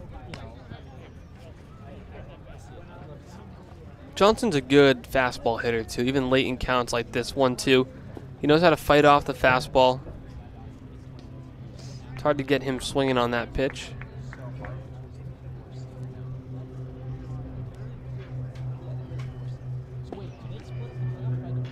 One to the count. Pitch from Rustad. Hanging breaking ball that misses high. 2 balls and 2 strikes to count. Now for the first time tonight, Austin, when we don't use it, so I'm going to see if it works this time. The lucky hat is back. Thought it was retired after last night, but after I haven't used it yet, going to bring it out, see if it works here. 2-2 is swung on, and that's going to head out of play down towards the Gateman bullpen. We'll get to see the hat once more, won't we? We will get to see the hat one more time. There's about 8 different noises happening at once right now in the ballpark. Mm-hmm. And I have no idea what any of them are. I don't know. There's a golden retriever, it looks like, that's pretty intrigued by one of the noises. Tiebreaker from Rustad once again. Fouled off, and we'll go 2-2 once again.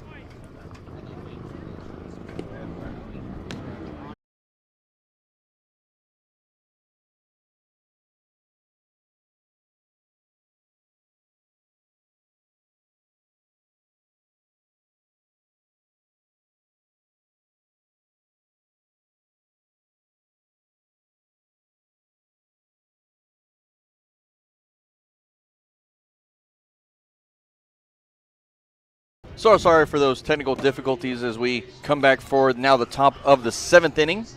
New pitcher on the mound for the Harbor Hawks. That's Sal Fusco.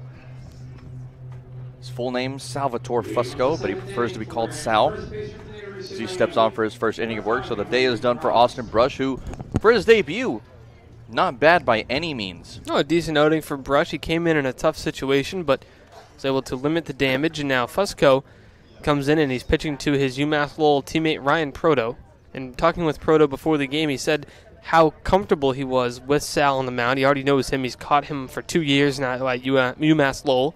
Comes here in the summer, and there's already a rapport there that Proto has with Fusco, and makes it go smoothly when those two are in the game. You've seen Fusco before as this one's grounded over towards short. Picked up by Ball. Throw to first from second base is in time for out number 1. That was Yohandy Morales going down with that first putout. He goes Played down. by Kyle Ball. Morales now goes down to 1 for 3 on his night. Had a double, a walk, a strikeout, and now that ground out as Jack Brannigan steps to the plate, who's 1 for 2. Have to be careful with Brannigan. He can put the ball into the gaps. He's a pretty dangerous hitter at the plate. Just found out Clark Elliott has been taken out from center field, and now in center field is going to be Trent Taylor, making his Harbor Hawks debut as well. Taylor, also from UCF, teammates of Nick Romano, also added. They came up together here. They had a good season there, but were eliminated in the conference championship, unfortunately. So they got off to a little bit of a slow start, but had a good rest of the way and, made the playoffs, but unfortunately just didn't finish it off. Night for Brush ends after 4 full innings pitched, 3 hits, 1 earned run. He's walked 1 and fanned 4. Not a bad night at all. That one chopped.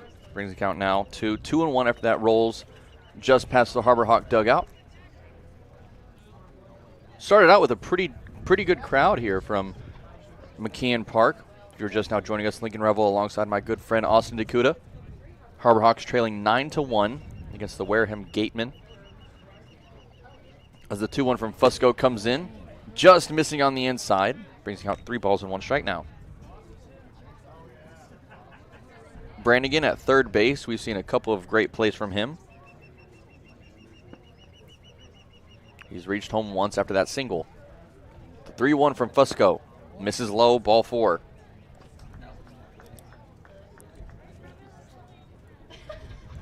First walk on the night for Sal Fusco, as now with 1 out and 1 on. Anthony Frechette is going to come up, who has had quite an eventful night tonight. He's reached home twice, reached base twice, as he had reached on a fielder's choice in the second, a double in the third, so he's 1 for 2 officially.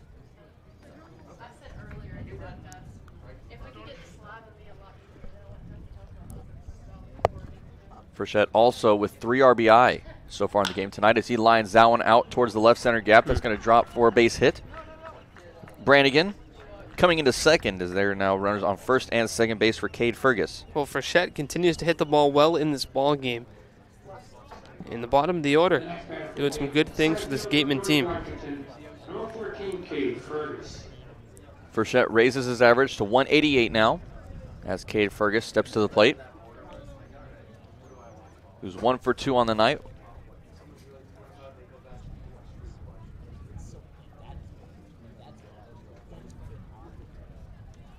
Fergus has also struck out once and he's been walked once.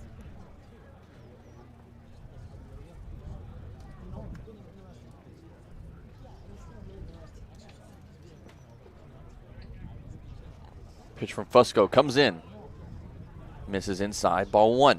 Infield fly roll back in effect with Frechette on first and Brannigan on second, only 1 away. Now for those of y'all unaware, an infield fly rule means that with runners on first and second, less than 2 away, a pop-up hit that stays in the infield is an automatic out for the batter. As that one lofted towards deep center field. That's Taylor ranging back towards the wall. That's off the wall. All runners are going to advance as that's going to be extra bases for Fergus. 2 runners come in that was Anthony Frechette tripping as he rounded third base. He'll stay at third base. Brannigan comes home, and that's an RBI double for Cade Fergus. And Frechette decided to go home. He was out at the plate. Kyle Ball had the ball just in the shallow grass behind second base as a cut man from Taylor, and I think a good throw would have had him pretty easily, so a good decision to, stumble his way to a stop and hold it third. Gateman extend their lead now to 10-1 here in the top of the 7th. Still 1 away. Runners now on second and third. Top of the lineup, Tres Gonzalez at the plate. Gonzalez 1 for 4 on his line. As that pitch finds the zone, brings the count to an 0-1 count with 1 away.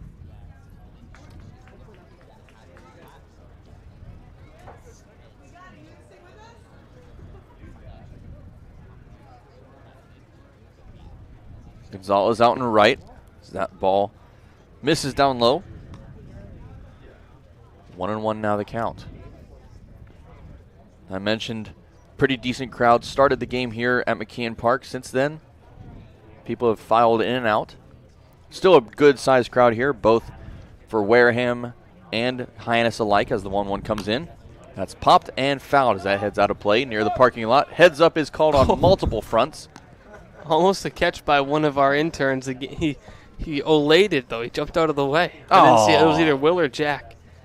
Couldn't see who it was. Oh, that's unfortunate. Almost a souvenir for one of our interns. He could have caught it if he wanted to. Yeah. I think he just got scared.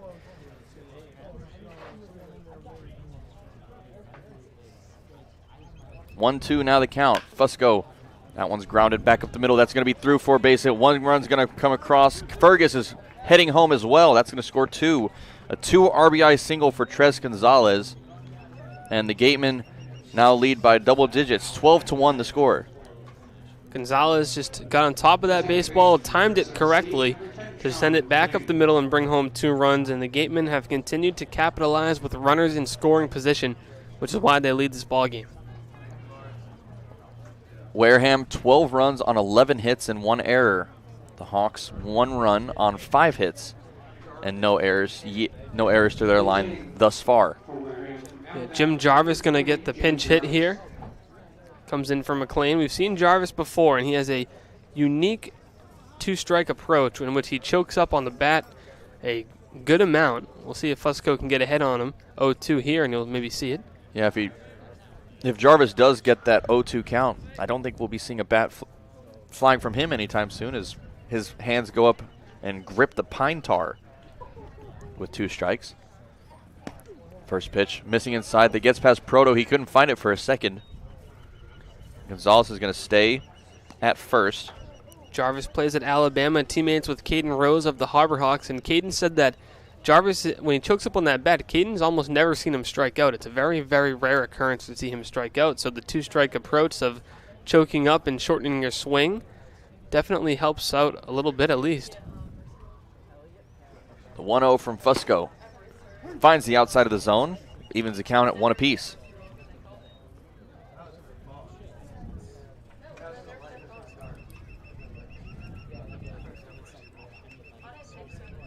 This is Jarvis's first appearance of the night.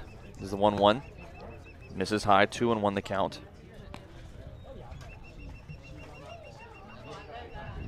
Jarvis played the last time. Oh, I almost sneezed there. Whew. I think it's gone now. Jarvis started the game the last time we played the Gateman. Ended 2 for 5 on his line with a single and a triple as he flies that one towards center field. That was Taylor making the grab for out number 2. And Jarvis adding on to the fly out to center field for the 2-hole as McLean had 3 of his own and Jarvis now making it 4 combined. Now a 2 away, Owen Diodati, who's had a great night at the plate so far, steps up to the plate.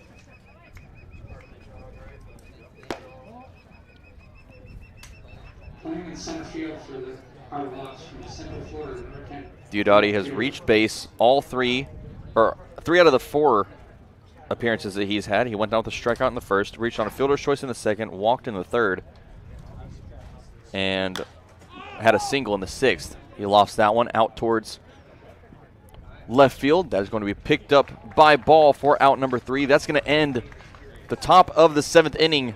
The Gatemen add 3 and lead 12-1 middle of the 7th. Coming up, we'll be back after the 7th inning stretch on the Harbor Hawks Baseball Network.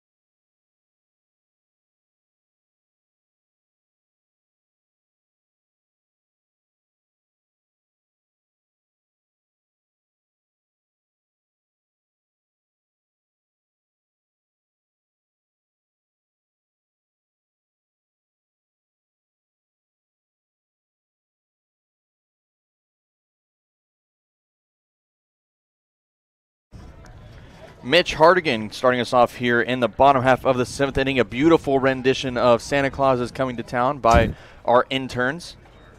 Happy Christmas in July. Feliz Navidad de Julio. Oh, there you go.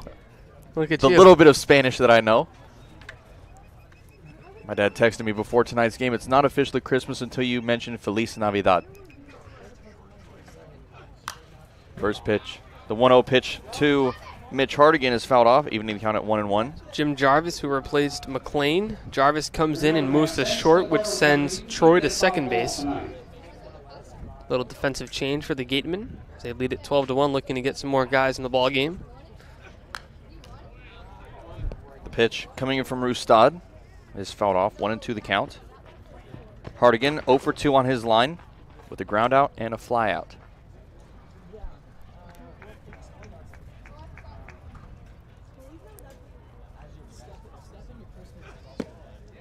And the 1-2 check swing. No, he didn't, says third base umpire Tom Ryberg. Evening the count 2-2 with nobody out. Harborhawks trailing 12-1 here in the bottom half of the 7th inning, looking for some late inning magic here. Starts here with the leadoff man Hardigan. Just get a guy on, try to move him along, and chip away. Hardigan had a remarkable offensive night last night, where he went 3 for 4 with 3 singles and a walk.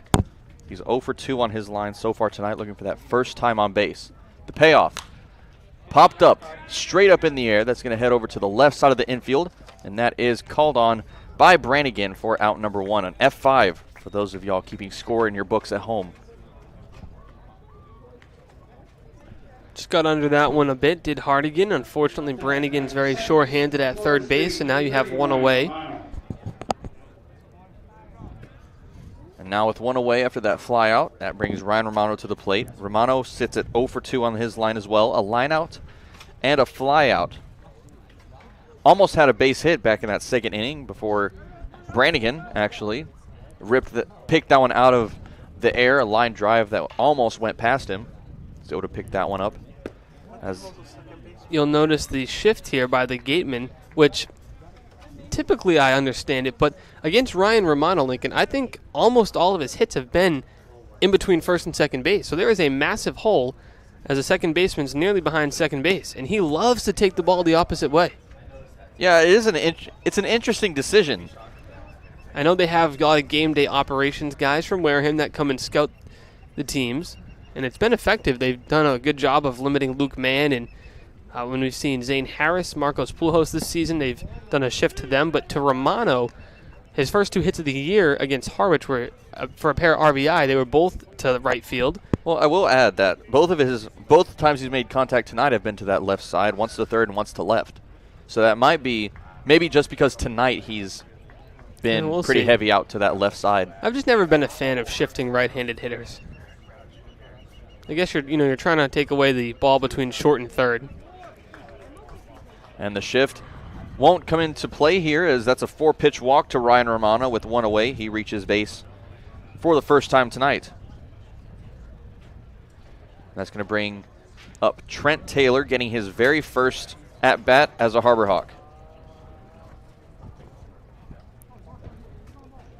Now batting for the Harborhawks, from Central Florida rating, Trent Taylor.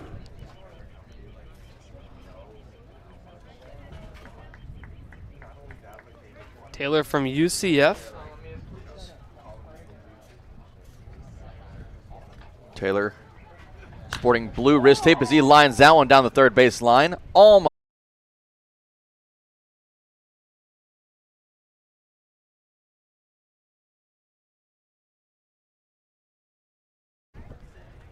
So sorry for those technical difficulties, but we are back here from McKeon Park.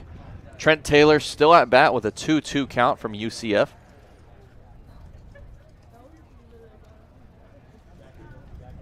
Recently transferred from Daytona State College,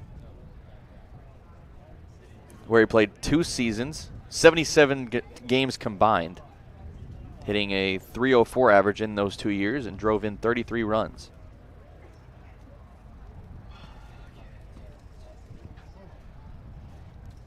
Currently sits in the right-handed batter's box with a 2-2 count. Pitch comes in. Swing and a miss. Strike 3 for out number 2.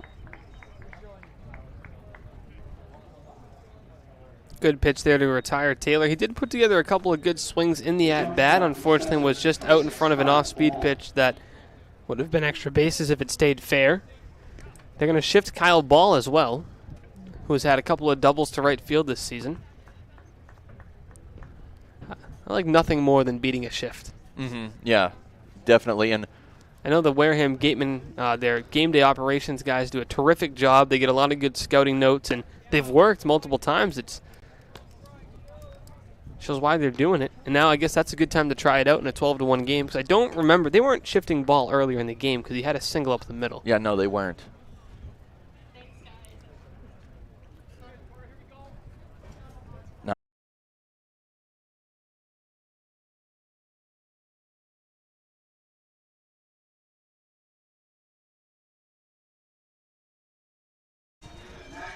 Once again, very sorry about those technical difficulties here from McKeon Park. Lincoln Revill alongside Austin DeCouta. Before we get started with the 8th inning of play, we're going to toss it on down to our sideline reporter, Taylor Farmer. Taylor, what's the scoop? Thanks, guys. As Austin and Lincoln mentioned earlier in the broadcast, the MLB MVP and Cy Young Award, the Cape League recognizes their star players as well. Naming players to the All-Star list that was released earlier today, 3 Harbor Hawk players were recognized on that list. Outfielder Clark Elliott, who joined the team late but has made an immediate impact, leading the team in batting average, and then 2 pitchers, Adrian Saravo and Jonas Scalaro, who have been incredible through every inning that they've pitched.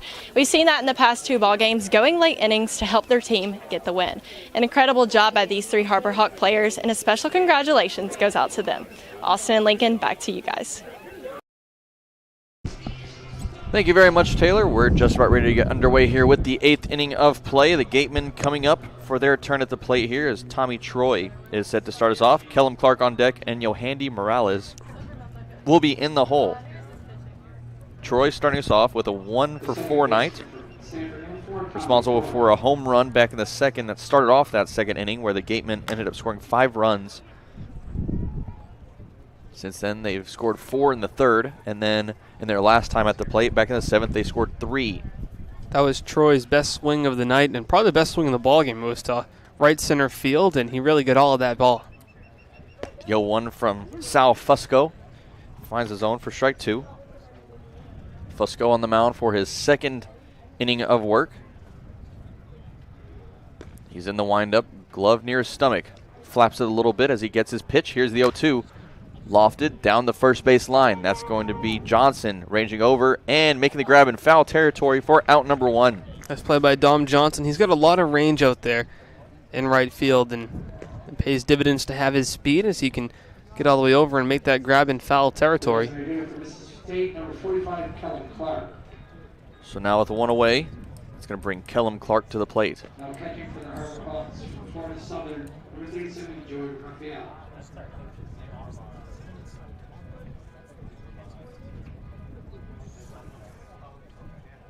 And we have a new catcher in the game for the Harbor Hawks as Joey Raphael makes his debut. Good friend of Jonas Scalaro's, one of the Harbor Hawks pitchers. Raphael coming to us from Florida Southern College. So come in for Proto.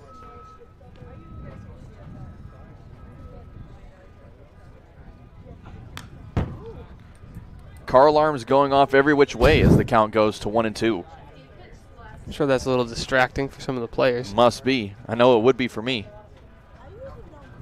Count at 1-2, 1 away now.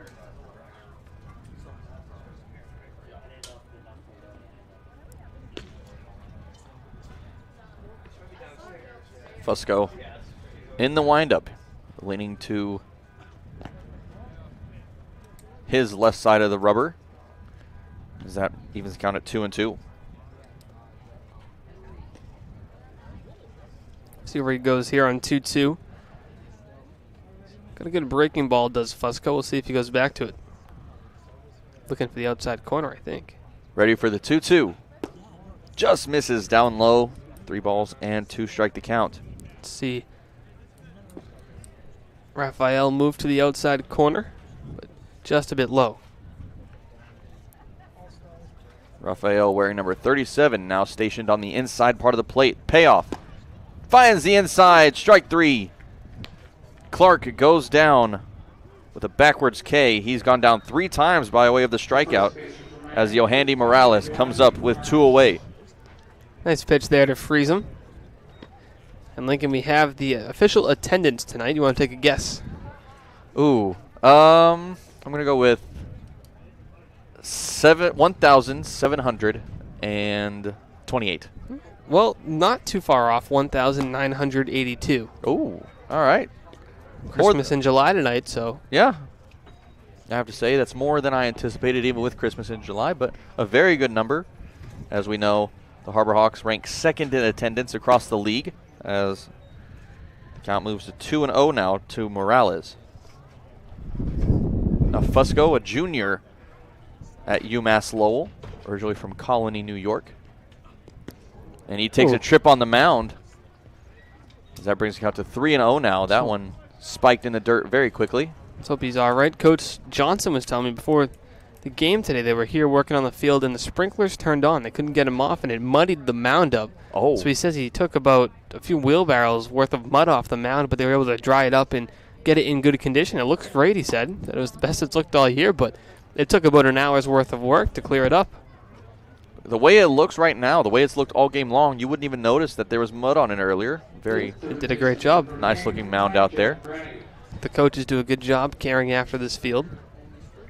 I've seen the hitting coach Travis Poole of the Harbor Hawks spray painting the bases before the game. They all pitch in the rake, and the players are also a big part down here in the Cape League of maintaining the field as they water them down before the games. They do a lot of the raking, and what a lot of fans don't realize is the players don't just show up and play. They're not necessarily just catered to. They're doing all the equipment carrying like your typical college kid, and they're watering the fields. They do a lot of the maintenance themselves. One of the unique parts of being in the Cape League. One of the players, actually, if you were watching at the beginning of the game, you saw that beautiful Hyannis H, the curvy H, behind home plate. It's Cooper McKeon who's typically responsible for that, the reliever. And he's freehanding. Like, he doesn't have a stencil out there. He freehands the H, and it looks very nice, I might add. It's a little dismembered now as it's lasted through a whole game, but at first pitch, it was a very beautiful-looking H. He does a good job. Cooper McKeon has not pitched in tonight's game.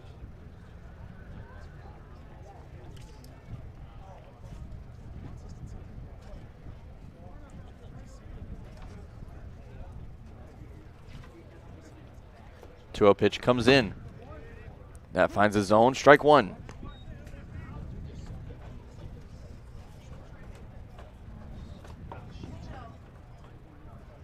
Two and one now to Jack Brannigan, who is 1 for 2 on the night. He's reached base freely twice, one by way of balls and one after being hit by a pitch. Other than that, has a single and a flyout. Count now evens up at 2 balls, 2 strikes with 2 away. See where Fusco goes here. He has a good breaking ball to right-handed hitters. Can get them reaching oftentimes. We'll see if he bounces back and uses that. Count even at 2-2. Runner on first, Fusco looking to strand Morales on the first base. The tiebreaker, lofted towards foul territory. That's going to be Nick Romano settling under it just towards the line and making the grab for out number 3. That's going to end the top half of the 8th as the Gatemen maintain that 12-1 lead heading to the bottom of the 8th on the Harbor Hawks Baseball Network.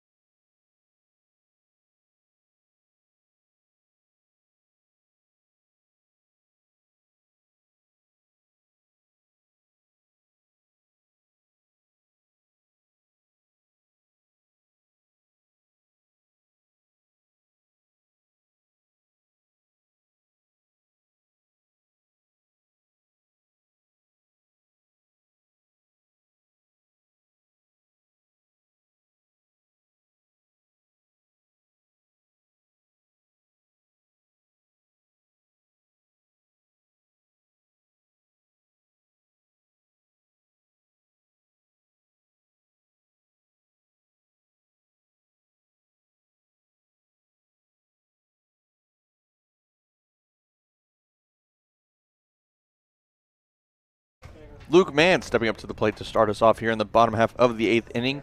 Harborhawks trailing 12-1 against the Wareham Gateman. As the pitch comes in, that misses down low for ball 1. Let's see what the Harborhawks can do here, trailing a little bit. Just put something together, make the score a little bit more appealing in the end. Try to get some runs across. Luke Mann, Nick Romano, and Mason Greer due up for the Harborhawks here. As the Harborhawks down to their last 2 sets of at-bats here in the 8th and 9th innings coming up. Mann 0 for 3 on his line, a flyout and a pair of strikeouts. As that one misses high for 3-0.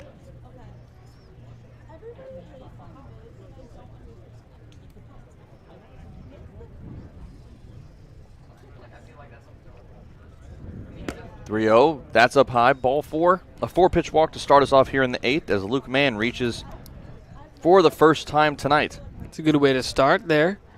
Now you bring up the hottest hitter in the ball game in Nick Romano, who's got a pair of hits, and he's a good fastball hitter. They leave that right side open as they shift again. He did have a hit in between first and second in that shift. He beat it once. We'll see if he can do it again. Now after the first time a batter beats the shift,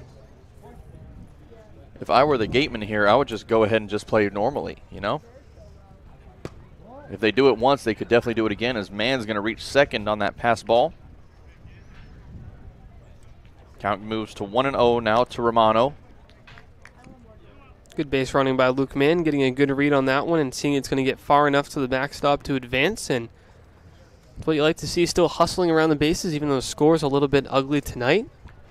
Last night it was ugly in the Harborhawks' favor, I guess you could say. Seen only 1 run separating the score tonight and last night. Harborhawks taking a 13-1 win over the Orleans Firebirds as that one's a chopper. Into third, picked up by Brannigan. Throw to first is in time for out number 1. The shift will work for Romano in that one in this at-bat. Good play there by Brannigan. He's done a great job over there at third base all game long.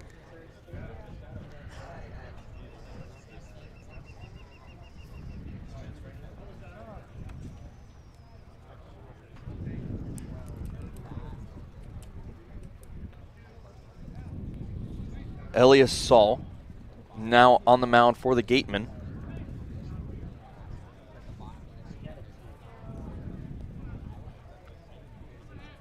As Carter Rustad's night is done, he did pretty well on the mound tonight as well, along with Christian Rubeck.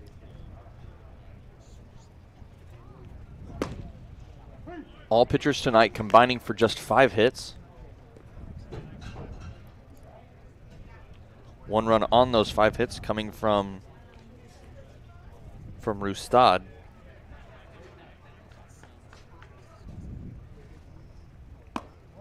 Pitch comes in, that misses up high. Brings the count now to 2 balls and 1 strike to Mason Greer. 1 ball and 1 strike, that is. Greer also looking for that 1 hit. First hit, that is he's 0 for 3, 2 strikeouts and a ground out. Lofts that one out towards left field. That is going to be Diodati. Settling under it for out number 2. Mann is going to stay on second. Just a bit under that one was Greer. But good to see him at least take it the other way. We'll see the first at-bat of the year for Raphael now. See what he can do with it.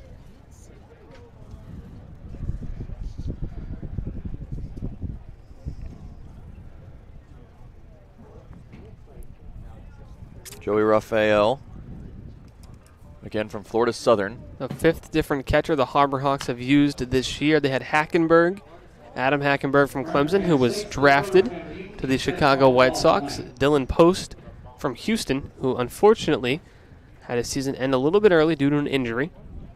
And then now Ryan Proto, Caleb Pendleton, and now Joey Raphael joins the mix. The 0-1 to Raphael misses for ball 1.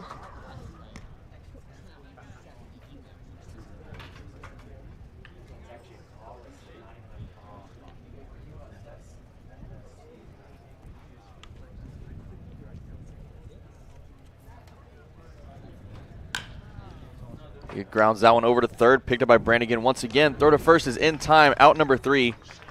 As that ends the 8th inning, and the Harbor Hawks go down, no runs, no.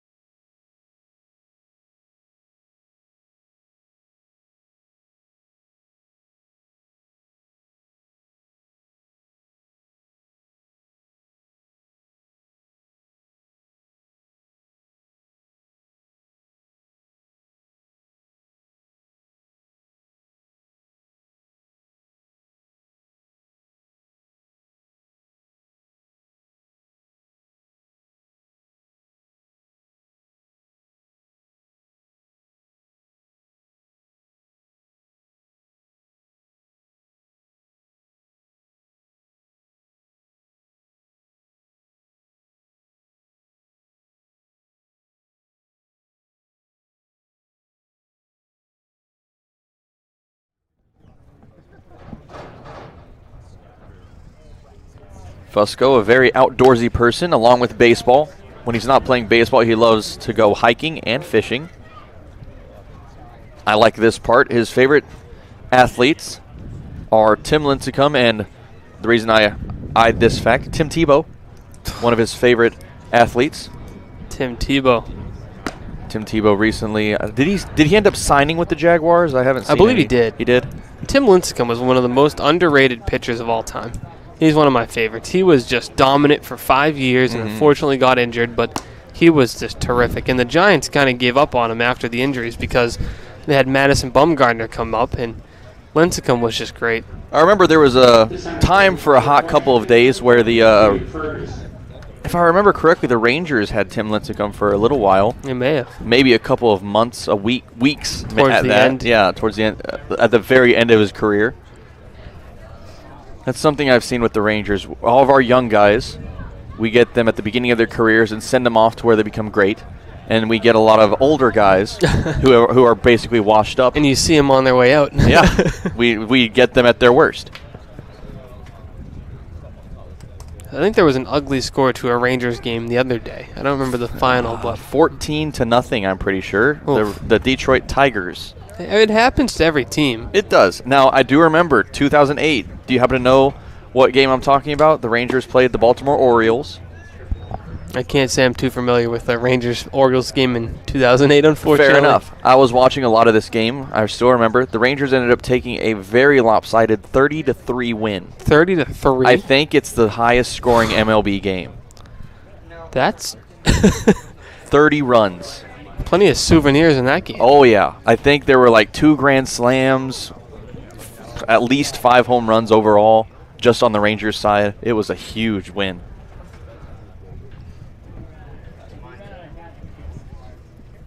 We'll see where Fusco goes here on 0-2. Maybe another breaking ball. As mentioned, he likes to throw it to right-handed hitters. We've seen him get a couple on punch-outs in this ballgame. Cade Fergus at the plate with a single and a double on his line, along with a walk and a strikeout. The 0-2 from Fusco. Swing and a miss on the breaking ball. There it is. That is strike 3 and out number 1 here in the 9th. Good breaking ball. It's tough to hit for righties. He comes in on you at the knees and just dips across the plate and down. Good pitch. That's Fusco's first strikeout on his line. Oh, second strikeout, I should say. His second strikeout. First of this inning, as with one away, Tres Gonzalez takes his turn at the plate. Pinch hitter here. It looks like number 16 coming into the ball game. We'll see if he's on the roster. That is Michael Ludwig. Ludwig. As this looks like it appears to be his first at-bat of the year. I don't see him on their stat rosters at all or any of the stat sheets we have.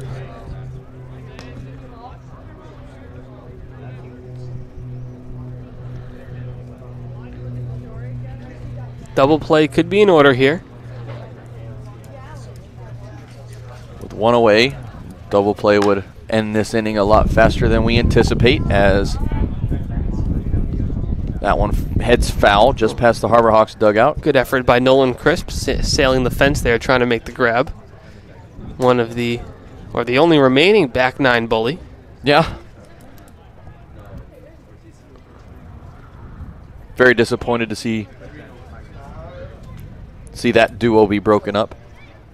Crisp has been good for the Harbor Hawks. Pitches in the last couple of victories. He was used for 3 innings to grab a save against Falmouth in that game. Been really good as of late. Yeah, the fellow back nine bully, Trey Braithwaite, ended up leaving us a couple of weeks ago now. 2-1 from Fusco. Misses for ball 3. 3-1 now the count to Gonzalez. Or that's Ludwig actually at the plate. See if he goes with another fastball here. Ludwig could be sitting fastball though, so it could end up being a dangerous result. Got to locate it. It is a fastball, but it misses wildly. Another walk there. Runners now on first and second as Frechette reaches on second. Ludwig now on first. For Jim Jarvis, getting his second appearance of the night. Shortstop, 28, Jim Jarvis.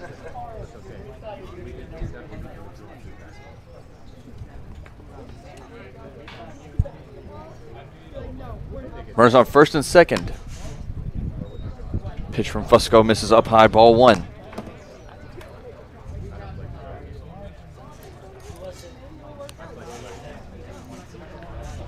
Jarvis came in for McLean in the 8th and flew out. Or was that the 7th? 7th I have. 7th he flew out. The 4th time between the duo of McLean and Jarvis that a fly out to, at that point, Trent Taylor, but a fly out to center field, basically. Count even now at 1s. 1 ball, 1 strike, and 1 away here. Infield fly rule will be in effect with runners on first and second. That's Frechette over at second and Ludwig over at first. The 1-1 finds the inside of the zone. 1-2 the count. Good pitch there at 90 miles per hour. Raphael sets up on the inside corner and hits the glove. Does Fusco. We'll see where he goes here. Maybe he goes back to that fastball. It's a tough pitch to hit on the inside. That 1-2 pitch. Swung on and missed for strike 3. That is out number 2 here as Jarvis goes down to 0 for 2. Now with 2 away, Owen Diodati steps up to the plate. Nice pitch there. And another pinch hitter for the Gateman. Yes, this is number 11, Cade Kern. We've seen Kern before. He got to start before against the Harbor Hawks. I like seeing guys get a lot of at-bats, in games like this. You can, although the score is a little lopsided tonight, but you can get everybody some work in, keep all the bats fresh off the bench, which is always good to see. And if you're the Harbor Hawks, you have to be encouraged by some of the innings. I mean, you had zeros on the board in the 1st, 4th, 5th, 6th, 7th. The 8th, but they only allowed 3 runs in 3 innings in this ball game. It was just those 3 tough innings, but there were a lot of zeros put up, and it wasn't like it was a consistently a ball game where the Gatemen were consistently going station to station. It was more a couple of bad innings, and unfortunately that came back to bite Hyannis. Lots of positives to take away. The 0-1 comes across as a strike. 0-2 now the count to Cade Kern. Owen Diodati's night ending at 1 for 4. Had a single along with a strikeout, reached on a fielder's choice, and had a fly out. He also walked at one point in the game. The 0-2 misses low. 1 ball and 2 strikes the count with 2 away.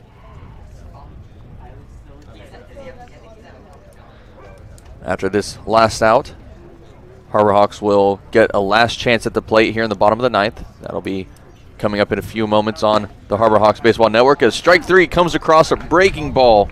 Beautiful pitch from Sal Fusco. We head to the bottom of the 9th. Harbor Hawks trailing 12-1 on the Harbor Hawks Baseball Network.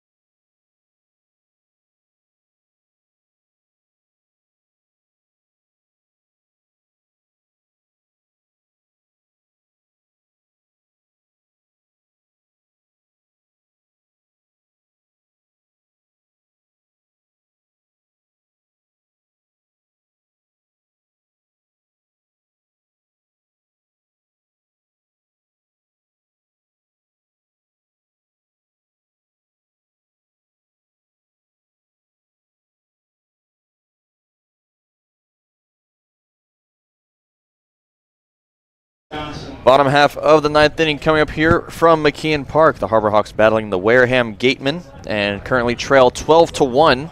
Heading this last inning to play, Dom Johnson, Mitch Hardigan, and Ryan Romano will be due up for the Harbor Hawks here, 7 through 9, as the Harbor Hawks look for some last inning magic here.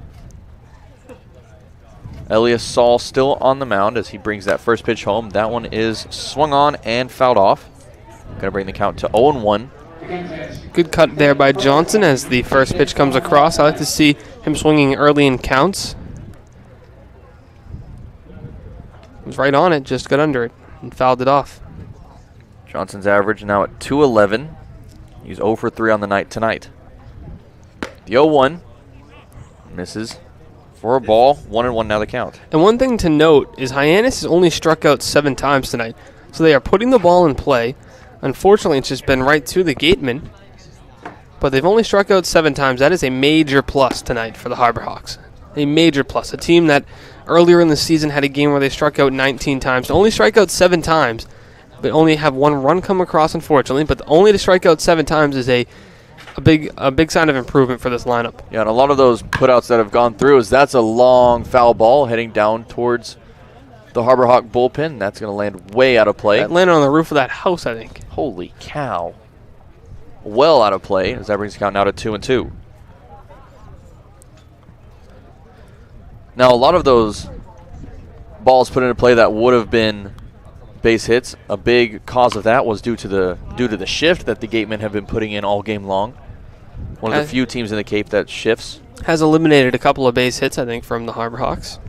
Harbor Hawks with all of those balls put in play only have 5 hits on the night.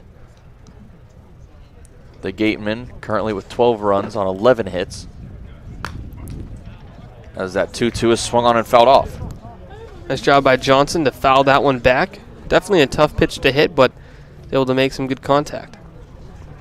2-2. Johnson looking to reach. For the 3rd time tonight, he's reached on an error and a fielder's choice as he chops that one down the third base line. And if it's fair, he's there. And it's going to keep on rolling down towards the third base. And it's going to go fair. All right. A perfectly placed ground ball there. And Johnson with an infield single. Well, that's the right play by Brannigan. You have to let that roll because Johnson runs so well, and he was playing back that you have no shot at getting him at first. So just sit on that, hope it goes foul, and fortunately for Johnson, it goes fair. Now, I saw a play on that in the MLB at one point. It was a few years back. But the third baseman who was watching it go, it was on the line, and he ended up getting on the ground and blowing it foul. I don't think it didn't count, but That pitch, first pitch to Mitch Hardigan, is popped up behind third base, picked up by Brannigan for out number 1. Johnson is going to stay at first. Well, a good healthy swing by Hardigan. Unfortunately, just a bit under that one as he pops it up. But again, the Harbor Hawks are making contact, and that's definitely a part of the reason they're on this until tonight on a 2-game win streak. They had made some contact early in ball games, but unfortunately it was just 3 bad innings as the Gateman only scored in the 2nd, 3rd, and 7th. Otherwise, it's all zeros, and Romano beats the shift. That one hit in between first and second. Runners now on first and second. Johnson extending 90 feet further. As with 1 away, 2 runners on. Trent Taylor, with a chance for his first RBI of the season, steps up to the plate. It's a great piece of hitting by Romano, aggressive early in the count, and doesn't try to do too much with that pitch, just takes it the other way, finds a spot where there's no defender in that shift, and have a couple guys on. A good little chance to put up some runs here in the bottom of the 9th. Lots of aggressive hitting from the Harbor Hawks tonight, seeing a lot of first pitches that have been put into play. As with 1 away, Taylor, who sits 0 for 1. Had a long foul ball down that third base side, but just would have been extra bases if it had dropped fair. With 1 away, Sal. And home plate umpire says that Taylor did go forward with his swing, so that brings the count to 0-1.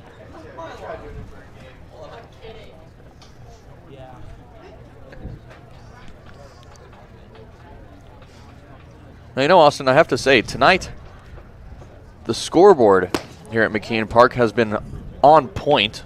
Big shout out to our scoreboard operator, George, for his amazing work on the scoreboard here tonight. Also, big shout out to our producer, Matt Noah, for his little score bug on the live stream tonight. Taylor behind 1-2 in the count. It was a good swing to foul back the fastball. Now we'll see where he goes 1-2. Sal's been good out of the bullpen for the Gateman in this ball game, but if Taylor can continue to fight, you don't have to necessarily put every pitch in play that's in the zone. If you can foul off a breaking ball and get a better pitch, that might be your best bet down 1-2. Saw a little bit of power from Taylor in his last at bat. He brings home the 1-2, and he misses. He watches that one go up high and away for ball 2. Continue to work the count here for the Harbor Hawks. You have good speed on the bases. Johnson at second, Romano at first, so a ball in the gap could bring a couple of runs home.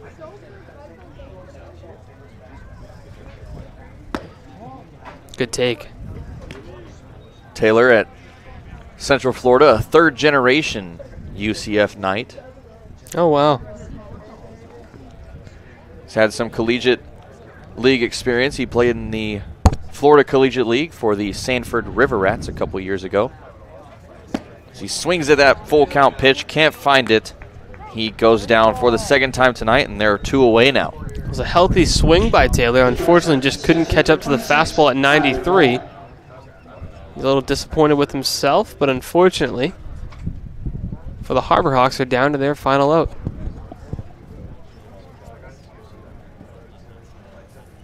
And Kyle Ball now stepping to the plate, hoping to keep this inning going for the Harbor Hawks. Runners on first and second. That is Dom Johnson over at second. Ryan Romano with the lead over at first. 2 away, ripped down the first base line. That's going to go foul. As the count to ball goes to no balls and 1 strike. Luke Mann on deck, hoping that this inning keeps going so he can have a chance for his first hit of the night. The 0-1 lofted down the first base line. That's foul as well. That's going to head to the Gateman bullpen as the count now moves to 0-2. Harbor Hawks down to their final strike here.